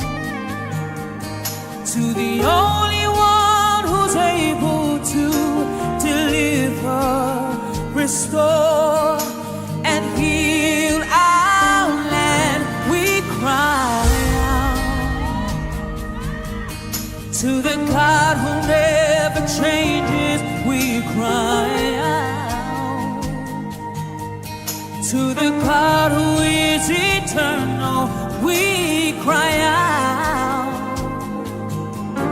To the only one who's able to deliver, restore, and heal our land. We're calling out to you. Our souls long for you. You're the only one forever faithful. You're the God who's always able.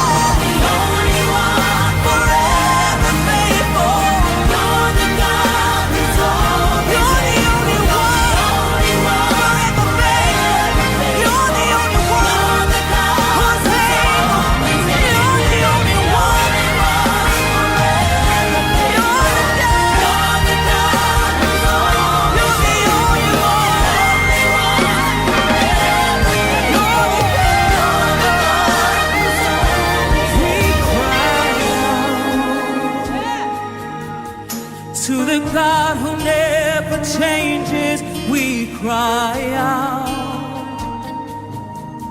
To the God who is eternal, we cry out. To the only one who's able to deliver, restore, and heal. Come on, church, let me hear you. We cry out to the God who never changes, to the God who is eternal.